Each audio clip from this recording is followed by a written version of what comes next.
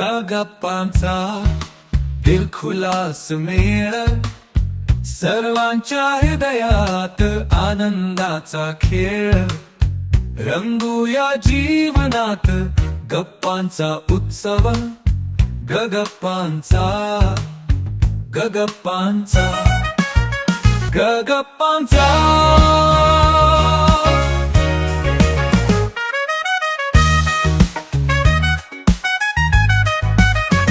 गप्पांचा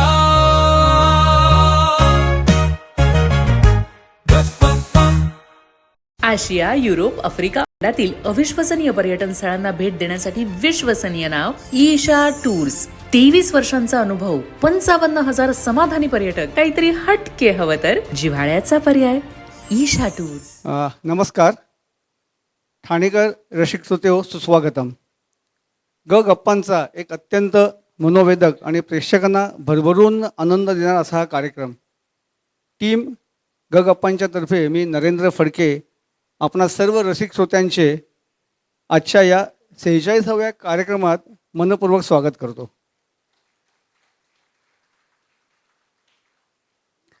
आजच्या आपल्या कार्यक्रमाचे प्रमुख पाहुणे आहेत प्रसिद्ध विज्ञान पत्रकार मयुरेश प्रभुणे. त्यांचे आपण जोरदार टाळ्या वाजवून स्वागत करूया. मी टीम गप्पांच्या वतीने त्यांचे मनपूर्वक स्वागत करतो. गप्पांचा या कार्यक्रमाचे मुख्य संस्थापक आहेत श्री जितेंद्र वैद्य आणि त्यांच्या या संकल्पनेला उचलून धरणारी गप्पांची टीम जी आता आपल्या सगळ्यांच्याच परिचित आहे. सर्वप्रथम वामन शंकर मराठे ज्वेलर्सचे श्री अभय मराठे त्यांच्या पाठिंब्याने आपल्याला हा हॉल कार्यक्रमासाठी उपलब्ध होतो, त्यासाठी त्यांचे मनापासून धन्यवाद. सोबतच या ईशा टूरचे श्री आत्माराम परब हे आपले सहप्रायोजक आहेत, त्यांचेही मनापासून आभार. तसेच या हॉलमधील सर्व व्यवस्था आवश्यक त्या सुखसोयी वेळेत उपलब्ध करून देणारे ओमकार कॅटरर्स यांचेही आभार. मी आता गप्पांचे संस्थापक जितेंद्र वैद्य सरांना विनंती करतो की त्यांनी आपले आजचे प्रमुख पाहुणे श्री मयुरेश प्रभुणे सरांना व्यासपीठावर सन्मानाने घेऊन यावे. गप्पांचा दिलखुलास मेळ, सर्वांच्या हृदयात आनंदाचा खेळ. रंगूया जीवनात गप्पांचा उत्सव. डेमको ग्लासचे श्री अमेय देशपांडे यांनी आपल्या पाहुण्यांसाठी एक भेटवस्तू दिली आहे. तशीच गप्पांच्या टीमतर्फे श्री अद्वैत मळेकर यांना मी विनंती करतो की त्यांनी स्टेजवर येऊन आपली भेटवस्तू द्यावी.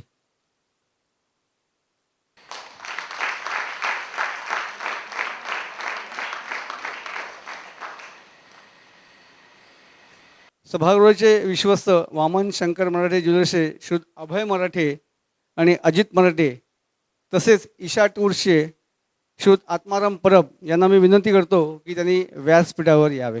गप्पांचा दिलखुलास मेळ, सर्वांच्या हृदयात आनंदाचा खेळ. रंगूया जीवनात सर्व मान्यवरांचे आभार. उत्सव. मी सर्व मान्यवरांना विनंती करतो की असं नसतं व्हावे. मी आता संपूर्ण टीम गप्पांच्या टीमला आमंत्रित करतो आणि आत्ता मला आवर्जून उल्लेख करावा असं वाटतो की आज आमच्या टीम गप्पांसाठी व्हॉलंटियर म्हणून छत्रपती अवॉर्ड विनर श्री प्रदीप केळकर आणि ते व्हॉलंटियर म्हणून येण्याचं त्यांनी आम्हाला मदत करण्याचं ठरवलं. म्हणजे त्यांना छत्रपती जो अवॉर्ड मिळाला, त्यांनी महाराष्ट्रामधले 100 सुळके क्लाइम्बिंग केलेले ते पहिले महाराष्ट्रामधले आहेत म्हणून त्यांना छत्रपती पुरस्कार अवॉर्ड मिळाला. तर संपूर्ण टीम गप्पांच्याला मी आमंत्रित करतो. भाग्यश्री कासार, रश्मी जोशी,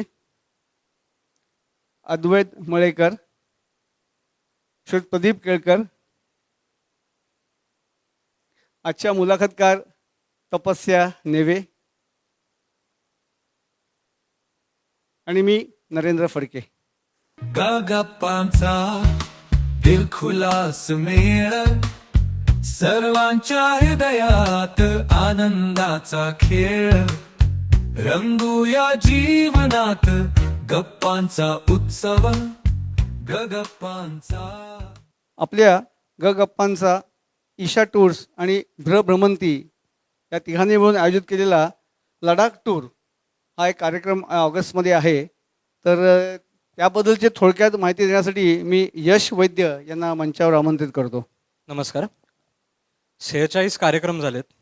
50व्या कार्यक्रमाकडे आता वाटचाल चालू झाली आपली. तर 49वा कार्यक्रम आपण खास लेहमध्ये करणार आहोत. तर त्यासाठी जर कोणालाही त्या टूरमध्ये सहभागी व्हायचं असेल, ईशा टूर्स आपल्याबरोबर असोसिएटेड आहे त्या टूरसाठी. तर त्या टूरसाठी जर कोणाला असोसिएटेड व्हायचं असेल तर आमचे एक व्हॉलेंटियर नंतर बाहेर उभी असेल किंवा उभं असेल कोणतरी बाहेर. तर प्लीज तुमचा नंबर द्या, त्या टूरचे डिटेल्स तुम्हाला मिळतील. सुमेधा चिथडे मॅडम आपल्या त्या टूरला असणार आहेत, ज्यांनी सियाचीनला ऑक्सिजन प्लॅन्टमध्ये सगळ्यात मोठं त्यांचं योगदान आहे. तर त्या 8 दिवस आपल्याबरोबर तिथे असणार आहेत. तर 8 दिवसाची ही टूर असणार आहे. आय थिंक बरेच व्हॉट्सॲप ग्रुपवर आणि फेसबुकवरती ही माहिती ऑलरेडी गेली आहे, पण तरीसुद्धा अजून कोणाला जर या टूरमध्ये सहभागी व्हायचं असेल तर तुमचा नंबर देऊ शकता किंवा आपल्या व्हॉट्सॲप ग्रुपवर ते डिटेल्स येत राहतील. तर धन्यवाद. प्रत्येकजण या. 50वा का नाही आहे, कारण नेमकं रक्षाबंधन स्पेशल टूर आहे ती, आणि आपण इंडियन आर्मीसोबत रक्षाबंधन साजरी करणार आहोत त्या टूरवर. तर मला असं वाटतं की तुम्ही सगळ्यांनी तिथे यावं. आपण अजून एक तिथे एक ग्रुप पण होईल, प्रत्येकाशी चांगला संवादही होईल. तर जरूर यावं प्रत्येकाने त्या टूरला. धन्यवाद. या ट्रिपबद्दल ज्यांना कोणी येऊ इच्छितात त्यांनी आमचे व्हॉलंटियरपैकी भाग्यश्री कासार त्या आपल्या कार्यक्रम झाल्यानंतर बाहेर असतील, तर तुम्ही तुमचा नंबर त्याच्याकडे देऊ शकता. मी पुढल्या माहितीसाठी तुम्हाला कोणी याची इच्छा असेल त्या लोकांना. आपला या गप्पांचा आणि वाचनाचा यूट्यूब चॅनल आहे, त्यामुळे न विसरता सगळ्यांनी लाईक, शेअर आणि सबस्क्राईब करायला विसरू नका. सगळ्यात महत्त्वाचं, आपापले मोबाईल शांत करा किंवा सायलेंट मोडवर ठेवा. तसेच सगळ्यात आणखीन दुसरी महत्त्वाची सूचना, कोणीही आजच्या कार्यक्रमाचं किंवा आमच्या गप्पांच्या कार्यक्रमाचं मोबाईलवर व्हिडिओ शूटिंग करू नका. आपल्या यूट्यूबवर संपूर्ण कार्यक्रम सगळ्यांना व्यवस्थित पाहायला मिळू शकेल. त्यामुळे व्हिडिओ शूटिंग करून बाकीच्यांना काही त्रास होईल बघण्यामध्ये, असा काही प्रयत्न करू नका. तर आजच्या आपण कार्यक्रमाची सुरुवात करूया. आता मी कार्यक्रमाची सर्व सूत्रे आजच्या मुलाखतकार तपस्या नेवे यांच्याकडे सुपूर्द करतो. धन्यवाद. नमस्कार. नमस्कार. हां, आता मला कळलं की तुम्ही इथे आहात आणि आपल्याला गप्पांना सुरुवात करायला हरकत नाही. गप्पांच्या या कार्यक्रमामध्ये तुम्हा सगळ्यांचं मी तपस्या नेवे मनापासून स्वागत करते. 46वा कार्यक्रम आहे आजचा आपला, आणि जसं सांगितलं की 50व्या प्रयोगाकडे आपण वाटचाल करतोय. प्रयोग मुद्दामच, याचं कारण तिथे जाऊन गप्पा हा कार्यक्रम साजरा करणं हा एक प्रयोगच आहे. आणि आपला इथे येणारा प्रत्येक पाहुणा हा काहीतरी वेगळे प्रयोग करणाराच असतो. आपला मनुष्याचा जन्म झाला अगदी लहानपणापासनं. आज मी इथे बघते की समोर जे आहेत, तर आपल्या बालपणात गेलात तर आत्ता जे आपण यंत्र वापरतो ते भविष्यात कधीतरी आपल्या हातात असेल याचा आपण कधी विचारही केला नव्हता. म्हणजे मला आठवतं आहे, आम्ही लहानपणी खेळ काय खेळायचो, तर 2 असे काहीतरी घ्यायचे, तांब्याचे म्हणा किंवा पितळेचे म्हणा किंवा पत्र्याचे म्हणा, आणि त्याला एक दोरी बांधायची आणि एकाने इकडून बोलायचं, एकाने तिकडून ऐकायचं. असे प्रयोग करत आपण मोठे झालो. याचं कारण आपल्यामध्ये असलेलं कुतूहल, आणि हे कुतूहल संशोधनाचा कुठेतरी पाया असतं. कारण कुठल्याही लहान मुलाला एखादी गाडी द्या, तो खेळण्यापेक्षा त्याला उघडण्यात जास्त इंटरेस्ट असतो. आणि म्हणूनच पुढे जाऊन इतके मोठे शोध लागतात आणि वैज्ञानिक निर्माण होतात. असंच एक व्यक्तिमत्व आपल्यामध्ये आलं आहे, विज्ञानाशी अगदी घट्ट मैत्री असलेलं, पण वेगळ्या अर्थाने. कारण विज्ञान पत्रकारिता हा मुळातच एक नवीन प्रयोगच हा मी म्हणेन. कारण एक वेगळा व्यवसाय, याच्याकडे एक व्यवसाय म्हणून बघणं हे आजच्या पिढीसाठी खूप आवश्यक आहे असं मला वाटतं. कारण पत्रकार होणं आणि विज्ञान पत्रकार होणं यात खूप फरक आहे आणि तो फरक नेमका काय आहे? विज्ञान पत्रकारितेतली आव्हानं काय आहेत? आणि त्यांनी जे वेगवेगळे प्रयोग केलेले आहेत विज्ञान पत्रकारितेत, त्याच्याबद्दल आज आपण जाणून घेणार आहोत मयुरेश प्रभुणे यांच्याकडनं.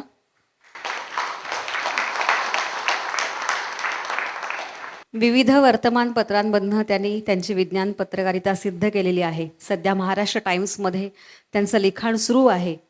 पण अनेक वेगवेगळ्या प्रयोगांसाठी त्यांचं नाव प्रसिद्ध आहे. पुढे आपण जाणून घेणार आहोत.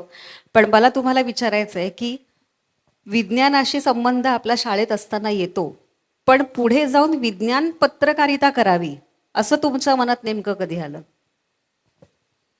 खरं तर विज्ञान हा आमच्या घरचे पार्श्वभूमी नसलेला विषय आहे. म्हणजे आमच्या घरामध्ये कोणाचंच असं विज्ञानाची खास आवड आहे वगैरे असं काही हे नव्हतं. तुम्हाला सगळ्यांना परिचय असेल, बऱ्याच जणांना माहीत नसतं म्हणून मी परिचय देतो की माझे वडील म्हणजे गिरीश प्रभुणे, सामाजिक कार्यकर्ते आहेत. तर आई शिक्षिका नव्हती तर रिटायर झाली आहे आणि भाऊ आर्टिस्ट, बहीण पत्रकार, वडिलांचं सामाजिक काम, तसंही ते कला क्षेत्रातलंच आहे. त्यामुळे विज्ञान असा विषय कोणाचाच नव्हता. मला लहानपणी 9वी-10वीला असताना खगोलशास्त्राची आवड लागली, आकाश निरीक्षणाची आवड लागली आणि मग त्याला धरून आकाश निरीक्षण करता करता पुढे काही वेळा असं वाटायला लागलं की जे मला समजतंय ते मी इतरांना सांगावं. तर त्यामुळे मग आम्ही एक छोटा ग्रुप काढला खगोल विश्व नावाने चिंचवडमध्ये. काही ठराविक माझ्याच वयाचे काही सहकारी घेतले आणि मग आम्ही लहान मुलांना सांगायला लागलो. असं करता करता मग लोकांची संख्या वाढायला लागली. मग आकाश दर्शनाचे कार्यक्रम मोठे व्हायला लागले आणि मग असं वाटायला लागलं की हे आणखीन म्हणजे जेवढे माझ्यासोबत आहेत किंवा समोर बसलेत तेवढ्यांना सांगतोय ते आणखीन लोकांपर्यंत पोहोचावं आणि याच्यामधून लिखाणाला सुरुवात केली.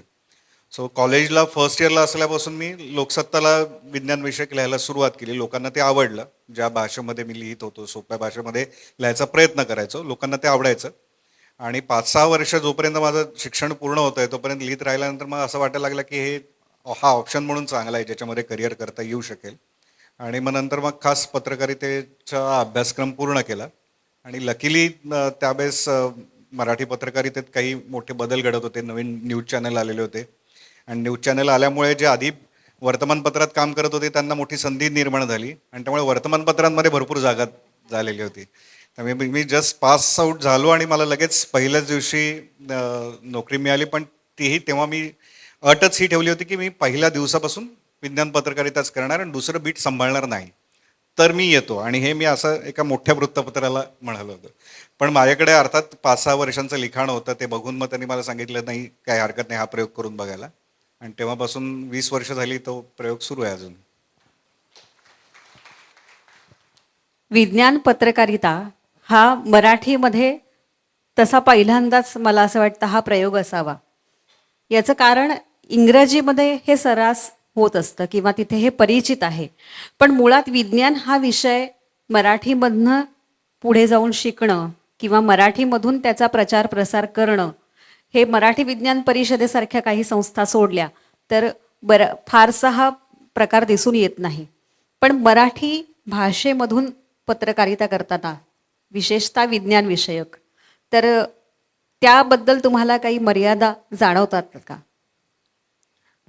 मर्यादांपेक्षा आव्हानं आपण म्हणू शकतो की 2 गोष्टी वेगळ्या आहेत. एक तर विज्ञान आहे आपल्याकडे, म्हणजे संशोधन सुरू आहे सगळीकडे. विज्ञान म्हणजे काय तर मी विद्यापीठात शिकवतो सुद्धा आणि अगदी मुलांना ABCD पासून शिकवत असतो विज्ञान पत्रकारिता. त्यामुळे त्या पद्धतीने थोडं सांगायचा प्रयत्न करतो. आम्ही विद्यार्थीच आहोत इथे असं समजा. सो निसर्ग, बऱ्याचदा आपण असं म्हणतो की निसर्ग चित्र असं म्हणलं की आपल्याला लहानपणीचं निसर्ग चित्र आठवतं. म्हणजे आपण काय डोंगर काढतो, झाडं काढतो, नदी काढतो आणि निसर्ग चित्र म्हटल्यानंतर शाळेमध्ये एक टिपिकल आपल्या डोळ्यासमोर निसर्ग म्हटल्यावर असं चित्र येतं. मुलांना विचारलं की निसर्ग म्हणजे काय, तर त्यांच्याकडून उत्तर आपल्या आजूबाजूला परिसरामध्ये जे दिसेल ते निसर्ग. पण निसर्ग याची खरी व्याख्या जर बघितली आपण तर निसर्ग म्हणजे सर्व काही. सर्व काही म्हणजे जे काही अस्तित्वात आहे ते सर्व काही. आता जे आपल्या डोळ्यांना दिसेल न दिसेल ते सुद्धा. आता मी बोलतोय तुमच्याशी, इथून आवाजाचं इलेक्ट्रिक लहरींमध्ये रूपांतर होत आहे, इथून रेडिओच्या साहाय्याने त्या रिसिव्हरपर्यंत जात आहे, तिथून पुन्हा स्पीकरपर्यंत जाते आणि मग तिथून पुन्हा त्याचा आवाजामध्ये कन्व्हर्जन होऊन तुम्हाला ऐकायला येते ॲम्प्लिफाय होऊन. आता याच्यामध्ये ज्या लहरी, रेडिओ लहरी इथून जात आहेत ह्या दिसत नाही आहेत आपल्याला. म्हणजे मी बोलतोय ते शब्द तुम्हाला इथून जाताना दिसणार नाहीत, पण त्यांचं अस्तित्व कोणीतरी शोधून काढलं 200 वर्षांपूर्वी त्या रेडिओ लहरींचं, आणि तेव्हा आज आपल्याला कळतंय की त्यांचा आपल्याला वापर कसा करायचा हे समजतं. तर निसर्गामध्ये अशा अनेक गोष्टी आहेत की ज्या आपल्या डोळ्यांना दिसत नाहीत जोपर्यंत आपण त्या सेन्स करण्याचं तंत्र आपल्यापर्यंत येत नाही. एक्सरेज असतात की आपण जेव्हा हाडांना काही प्रॉब्लेम येतो तेव्हाच आपण एक्सरे काढल्यावर आपल्याला समजतं की काहीतरी असे रेज आहेत जे आपल्या डोळ्यांना जाणवत नाहीत. त्यामुळे अस्तित्वात असलेलं सर्व काही याला आपण निसर्ग म्हणतो. दुसऱ्या भाषेमध्ये आपण त्याला युनिव्हर्स किंवा विश्व म्हणू. आता हे विश्व कुठल्या तरी पद्धतीने, कुठल्या तरी नियमांनुसार सुरू आहे. कुठली गोष्ट आकारण घडत नाही विश्वामधली, कुठलीच नाही. म्हणजे आता मी बोलताना हा माईक सोडला तर हा खाली पडेल. तो खाली का पडला तर गुरुत्वाकर्षणामुळे आपल्याला माहिती आहे. सो असं कुठल्याही पद्धतीने तुम्ही कुठल्याही गोष्टीचं कार्यकारण भाव, त्याचं मागचं तत्व सांगू शकता की ही गोष्ट का घडली. तर हे जे काही ज्ञान आहे, विश्व कसं संचालित होतं त्याचं जे ज्ञान आहे याला आपण विज्ञान म्हणतो. आता त्यामुळे विज्ञान म्हणजे आपण विचार केला तर आपलं सर्व काही त्या विज्ञानाने व्यापलेलं आहे. म्हणजे आपल्या जन्मापासून मृत्यूपर्यंत आणि सकाळी उठल्यापासून झोपेपर्यंत सर्व काही विज्ञानाने व्यापलं आहे. तुम्ही जर विचार करा की सकाळी उठल्यानंतर आपण टूथपेस्ट किंवा ब्रश वापरतो, तिथपासून रात्री तुम्ही गुड नाईट जर लावत असाल डासांसाठी, या सगळ्याच गोष्टींमध्ये विज्ञान आहे. अंतर्बाह्य विज्ञान आहे. इथे येणाऱ्यांपैकी किमान 60-70% लोकांनी कुठल्या ना कुठल्या प्रकारची औषधं आज घेतलेली आहेत. सो शरीराच्या आतमध्ये सुद्धा त्या विज्ञानाचा लाभ आपण घेतलेला आहे. त्यामुळे आपण जर विज्ञान कट करायचा प्रयत्न केला की आम्हाला विज्ञानाचा एकही लाभ नको कुठल्याच प्रकारे, तर आपल्याला गुहेत जाऊन राहावं लागेल परत. तर त्यामुळे आज आपण इथे बसलेलो आहोत, या प्रकारचं आयुष्य जगत आहोत, तर ते विज्ञानामुळे. आणि या विज्ञानामुळे जेव्हा आपण या प्रकारचं आयुष्य जगतोय, जर सर्वव्यापी आपलं मानवी आयुष्य हे विज्ञानाने तयार झाले, म्हणजे आता व्यापलेलं आहे, तर समाजाचा आरसा आपण ज्याला म्हणतो, माध्यमं की जे समाजात सुरू आहे त्या सगळ्या गोष्टी माध्यमांमध्ये येणार. मग मानवी जीवन हे सर्वव्यापी जर विज्ञान तंत्रज्ञानाने व्यापलेलं आहे, तर त्याचं खरंच रिफ्लेक्शन आपल्याला माध्यमांमध्ये दिसतं का? तर त्याचं उत्तर नाही असंच येतं. तर त्यामुळे मराठी माध्यमामधून खास हे आणण्याचा म्हणजे सुरुवात करण्यामागचं तत्वच हे होतं की इंग्रजीमध्ये जेवढं काही विज्ञान जगभरामध्ये तयार होतं ना, तर विज्ञानाची भाषा ही इंग्रजी आहे. कारण भले चायनीज लोक चायनीजमध्ये करत असतील, जर्मनमध्ये करत असतील, पण त्यांना इतर जगाशी संपर्क साधायचा असेल, वैज्ञानिक त्यांचा शोध जाहीर करायचा असेल, तर त्याच्यामध्ये तुम्हाला इंग्रजीमध्ये त्याचं भाषांतर द्यावंच लागतं. त्यामुळे इंग्रजीमध्ये तुम्हाला सोर्स तयार आहे, तो तुम्हाला तिथून घ्यायचा आहे आणि तो तुमच्या शब्दांमध्ये मांडायचा आहे. त्यामुळे इंग्रजी माध्यमांमधून विज्ञान हे अनेक वर्षानुवर्ष सुरू आहे. आपल्याला माहिती आहे नॅशनल जॉग्राफिक सारखी जर्नल्स आहेत की जे अनेक वर्ष, म्हणजे 1 शतकापेक्षा जास्त कालावधीसाठी ती चालू आहेत. पण मग मराठीमध्ये आपण बघितलं तर तसं होतं का? तर असे काही प्रयोग झाले, महाराष्ट्रामध्ये सुद्धा झालेले आहेत की अगदी ज्ञानप्रकाशपासून ते आत्तापर्यंत, पण ते सक्सेसफुल नाही झाले, की खूप दीर्घकाळ चालू राहिलं असं झालं नाही. असं एक मॅगझिन आहे आपल्याकडे, सृष्टीज्ञान नावाचं, की ज्याला आता 100 वर्ष पूर्ण होतील, की जे मराठीमधून सुरू आहे, पण तरीसुद्धा त्याचा प्रभाव संपूर्ण लोकांपर्यंत पोहोचावा एवढा अजून तो झाला नाही. मग तसं करायचं असेल तर मुख्य माध्यमं जी आहेत त्याच्यामध्ये विज्ञान तंत्रज्ञानाचा वाटा वाढायला पाहिजे. आणि मग तो तसा वाढवायचा असेल तर जे माध्यमांची भाषा आहे, त्याचं जे तंत्र आहे, त्याच्यामध्ये विज्ञान तंत्रज्ञानाला बसवावं लागेल, तर ते लोकांपर्यंत पोहोचेल. हे पटलं मला मनाला आधी. आणि मग म्हणून, कारण इंग्रजीमध्ये गेलो असतो तर पगार खूप चांगला आला असता, जेवढा आत्ता मला काही पैसे मिळतात त्याच्यापेक्षा काही पटींनी जास्त मिळाले असे, आणि फेमसही झालो असतो. कारण विज्ञान पत्रकारिता इंग्रजीतही करणारी लोक कमी आहेत. जे आहेत ती लोकांना माहिती आहेत, देशामध्ये सगळ्यांना माहिती आहेत, कारण हे विज्ञान पत्रकार आहेत. मराठीमध्ये तो फरक पडतो. आणि 12 कोटी जनतेला आपण या महत्त्वाच्या विषयापासून वंचित ठेवतो असं होऊ नाही शकत. भारतामध्ये एवढ्या भाषा आहेत, इंग्रजी बोलणाऱ्यांची संख्या अधिकाधिक 5% असेल कम्युनिकेशनसाठी वापरता येतं असं जर आपण बघितलं तर. हां, म्हणजे मेट्रो सिटीज घेतली तर तिथली संख्या जास्त आहे, पण एकूण देशाची लोकसंख्या जर आपण गृहीत धरली तर त्या ठिकाणी एवढ्या कमी जनतेसाठी तुम्ही सगळी माध्यमं फक्त त्याच लोकांसाठी लावताय. मग बहुतांश जनतेला या जगभरात सुरू असलेले जे काही शोध आहेत, या विज्ञानाचं महत्त्व, तंत्रज्ञानाचं महत्त्व कसं समजू शकणार? तर त्यासाठी मराठीमधून तुम्हाला म्हणजे मातृभाषेतून मी जसं इथं करतोय तसं इतरांनी पण त्यांच्या त्यांच्या भाषेमध्ये प्रयत्न करणं आवश्यक आहे. आणि म्हणून मी खास प्रयत्न करून त्याची सुरुवात केली आणि ती सुरुवात करताना मग एकच माध्यम न निवडता ते वेगवेगळ्या माध्यमांमधून कसं जाईल याच्यासाठी प्रयत्नशील राहिलो. त्यामुळे मी माझ्या कामाचं स्वरूपही बदललं. एक लेवल आली, 3 वर्ष मी सकाळमध्ये फुल टाईम काम केलं. पुण्यामध्ये काम करणं एक या क्षेत्रामध्ये एक महत्त्वाचं मानलं जातं, कारण पुण्यात संशोधन संस्थांची संख्या खूप आहे. मी एकदा लिस्टिंग केलं की PhD देणाऱ्या संस्था किती, म्हणजे जे संशोधन करणारे आणि PhD देणार त्यांची संख्या 40 आहे पुण्यामध्ये. म्हणजे फक्त 5 किलोमीटरच्या क्षेत्रात 1,500 PhDs दरवर्षी बाहेर पडतात. त्याच्यामध्ये तुम्हाला DRDOच्या संस्था आहेत, NCL आहे, आयसर आहे, सावित्रीबाई फुले पुणे विद्यापीठ आहे, IITM Indian institute of tropical metrology आहे. हे सगळे एकाच परिसरात आहेत, 1,500. सो एवढं, त्यामुळे मला तो एक चांगलं होतं की एक प्रकारे वैज्ञानिक राजधानी असल्यासारख्या ठिकाणी संशोधन सध्या काय चालू आहे जगात, आपल्या भारतामध्ये काय चालू आहे हे समजण्याची संधी त्याच्यामधून मिळाली. सो 3 वर्ष त्याचा अनुभव घेतला आणि काही गोष्टी माझ्या जबाबदारी म्हणून पडल्या, काही गोष्टींना एक्सप्लोअर करायचा मी प्रयत्न केला की ज्या त्याच्या आधी मराठीत कधी झालेल्या नव्हत्या. आणि त्यामुळे आव्हान म्हणलं तर भाषेचं आव्हान हे कायम असतंच की इंग्रजीमधून ते मराठीमध्ये आणणं आणि दुसरं ते लोकांना समजेल अशा भाषेमध्ये आणणं. अनेक पारिभाषिक शब्द जर तुम्ही आता मराठी आपला भाषाकोश काढला तर लोकांना इंग्रजीमधून सांगितलेलं चांगलं समजेल असं शब्द आहेत. संस्कृत प्रचूर जरी असली तरी पण ते रुजवणं फार अवघड आहे. तर मग त्यामुळे ते लोकांना समजेल अशा भाषेमध्ये काहीतरी वेगवेगळ्या त्या ठिकाणी आयडियाज वापरून मग त्याला मराठी भाषेमध्ये त्या संकल्पना सांगणं.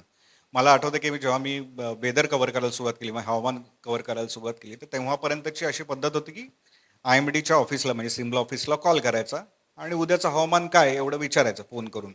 मग ते जे काही सांगतील की या ठिकाणी अशी द्रोणीय स्थिती तयार झालेली आहे किंवा कमी दाबाचा पट्टा तयार झाला आहे म्हणून हे होत आहे. पण मला असं वाटलं की अरे हे मलाच समजत नाही काही, तर वाचकांना कसं समजणार. मग मी जाऊन खास त्यांच्याकडे एक ऑलमोस्ट 2 महिन्यांचा कोर्स केला. मी रोज जाऊन बसायचो संध्याकाळी. त्यावेळेस डॉक्टर मेधा कोले तिथे प्रमुख होते पुणे वेधशाळेच्या. आणि मग त्यांनी मला सांगितलं की याचा अर्थ काय, कमी म्हणजे किनारपट्टीला समांतर कमी दाबाचा पट्टा एक तयार होतो, तो कशामुळे होतो आणि त्याच्यामुळे कोकणामध्ये पाऊस का जास्त असतो, घाट माथ्यावर का जास्त असतो, मॉन्सून ट्रफ म्हणजे काय, त्याचा शिफ्टिंगमुळे दक्षिण किंवा उत्तर भारतामधला पाऊस कमी जास्त कसा होतो, हे जेव्हा समजलं तर मग त्याला मी माझ्या भाषेमध्ये सांगायला सुरुवात केली. आणि त्याच्यानंतर मग जेव्हा आमच्याकडे वाचकांची पत्र यायला लागली ते तांत्रिक शब्द वापरून विचारायला लागले. आता ही गोष्ट मी 20 वर्षांपूर्वीची सांगतो, 2006-07च्या काळातली. तेव्हा आत्तासारखी समाज माध्यमं नव्हती सुद्धा. तेव्हा कम्युनिकेट आम्हाला वाचकांना काय कळतंय नाही कळतंय हे पत्रव्यवहारामधूनच कळायचं. आणि त्यामुळे मग लक्षात यायला लागलं की या पद्धती, वेगवेगळ्या पद्धती वापरून जर तुम्ही रिपोर्टिंग सुरू केलं तर त्याचा लाभ होतोच. म्हणजे एका कृतीमागे एका माणसाचा किती विचार असू शकतो हे आपल्याला आता त्यांच्या बोलण्यावरनं कळलं.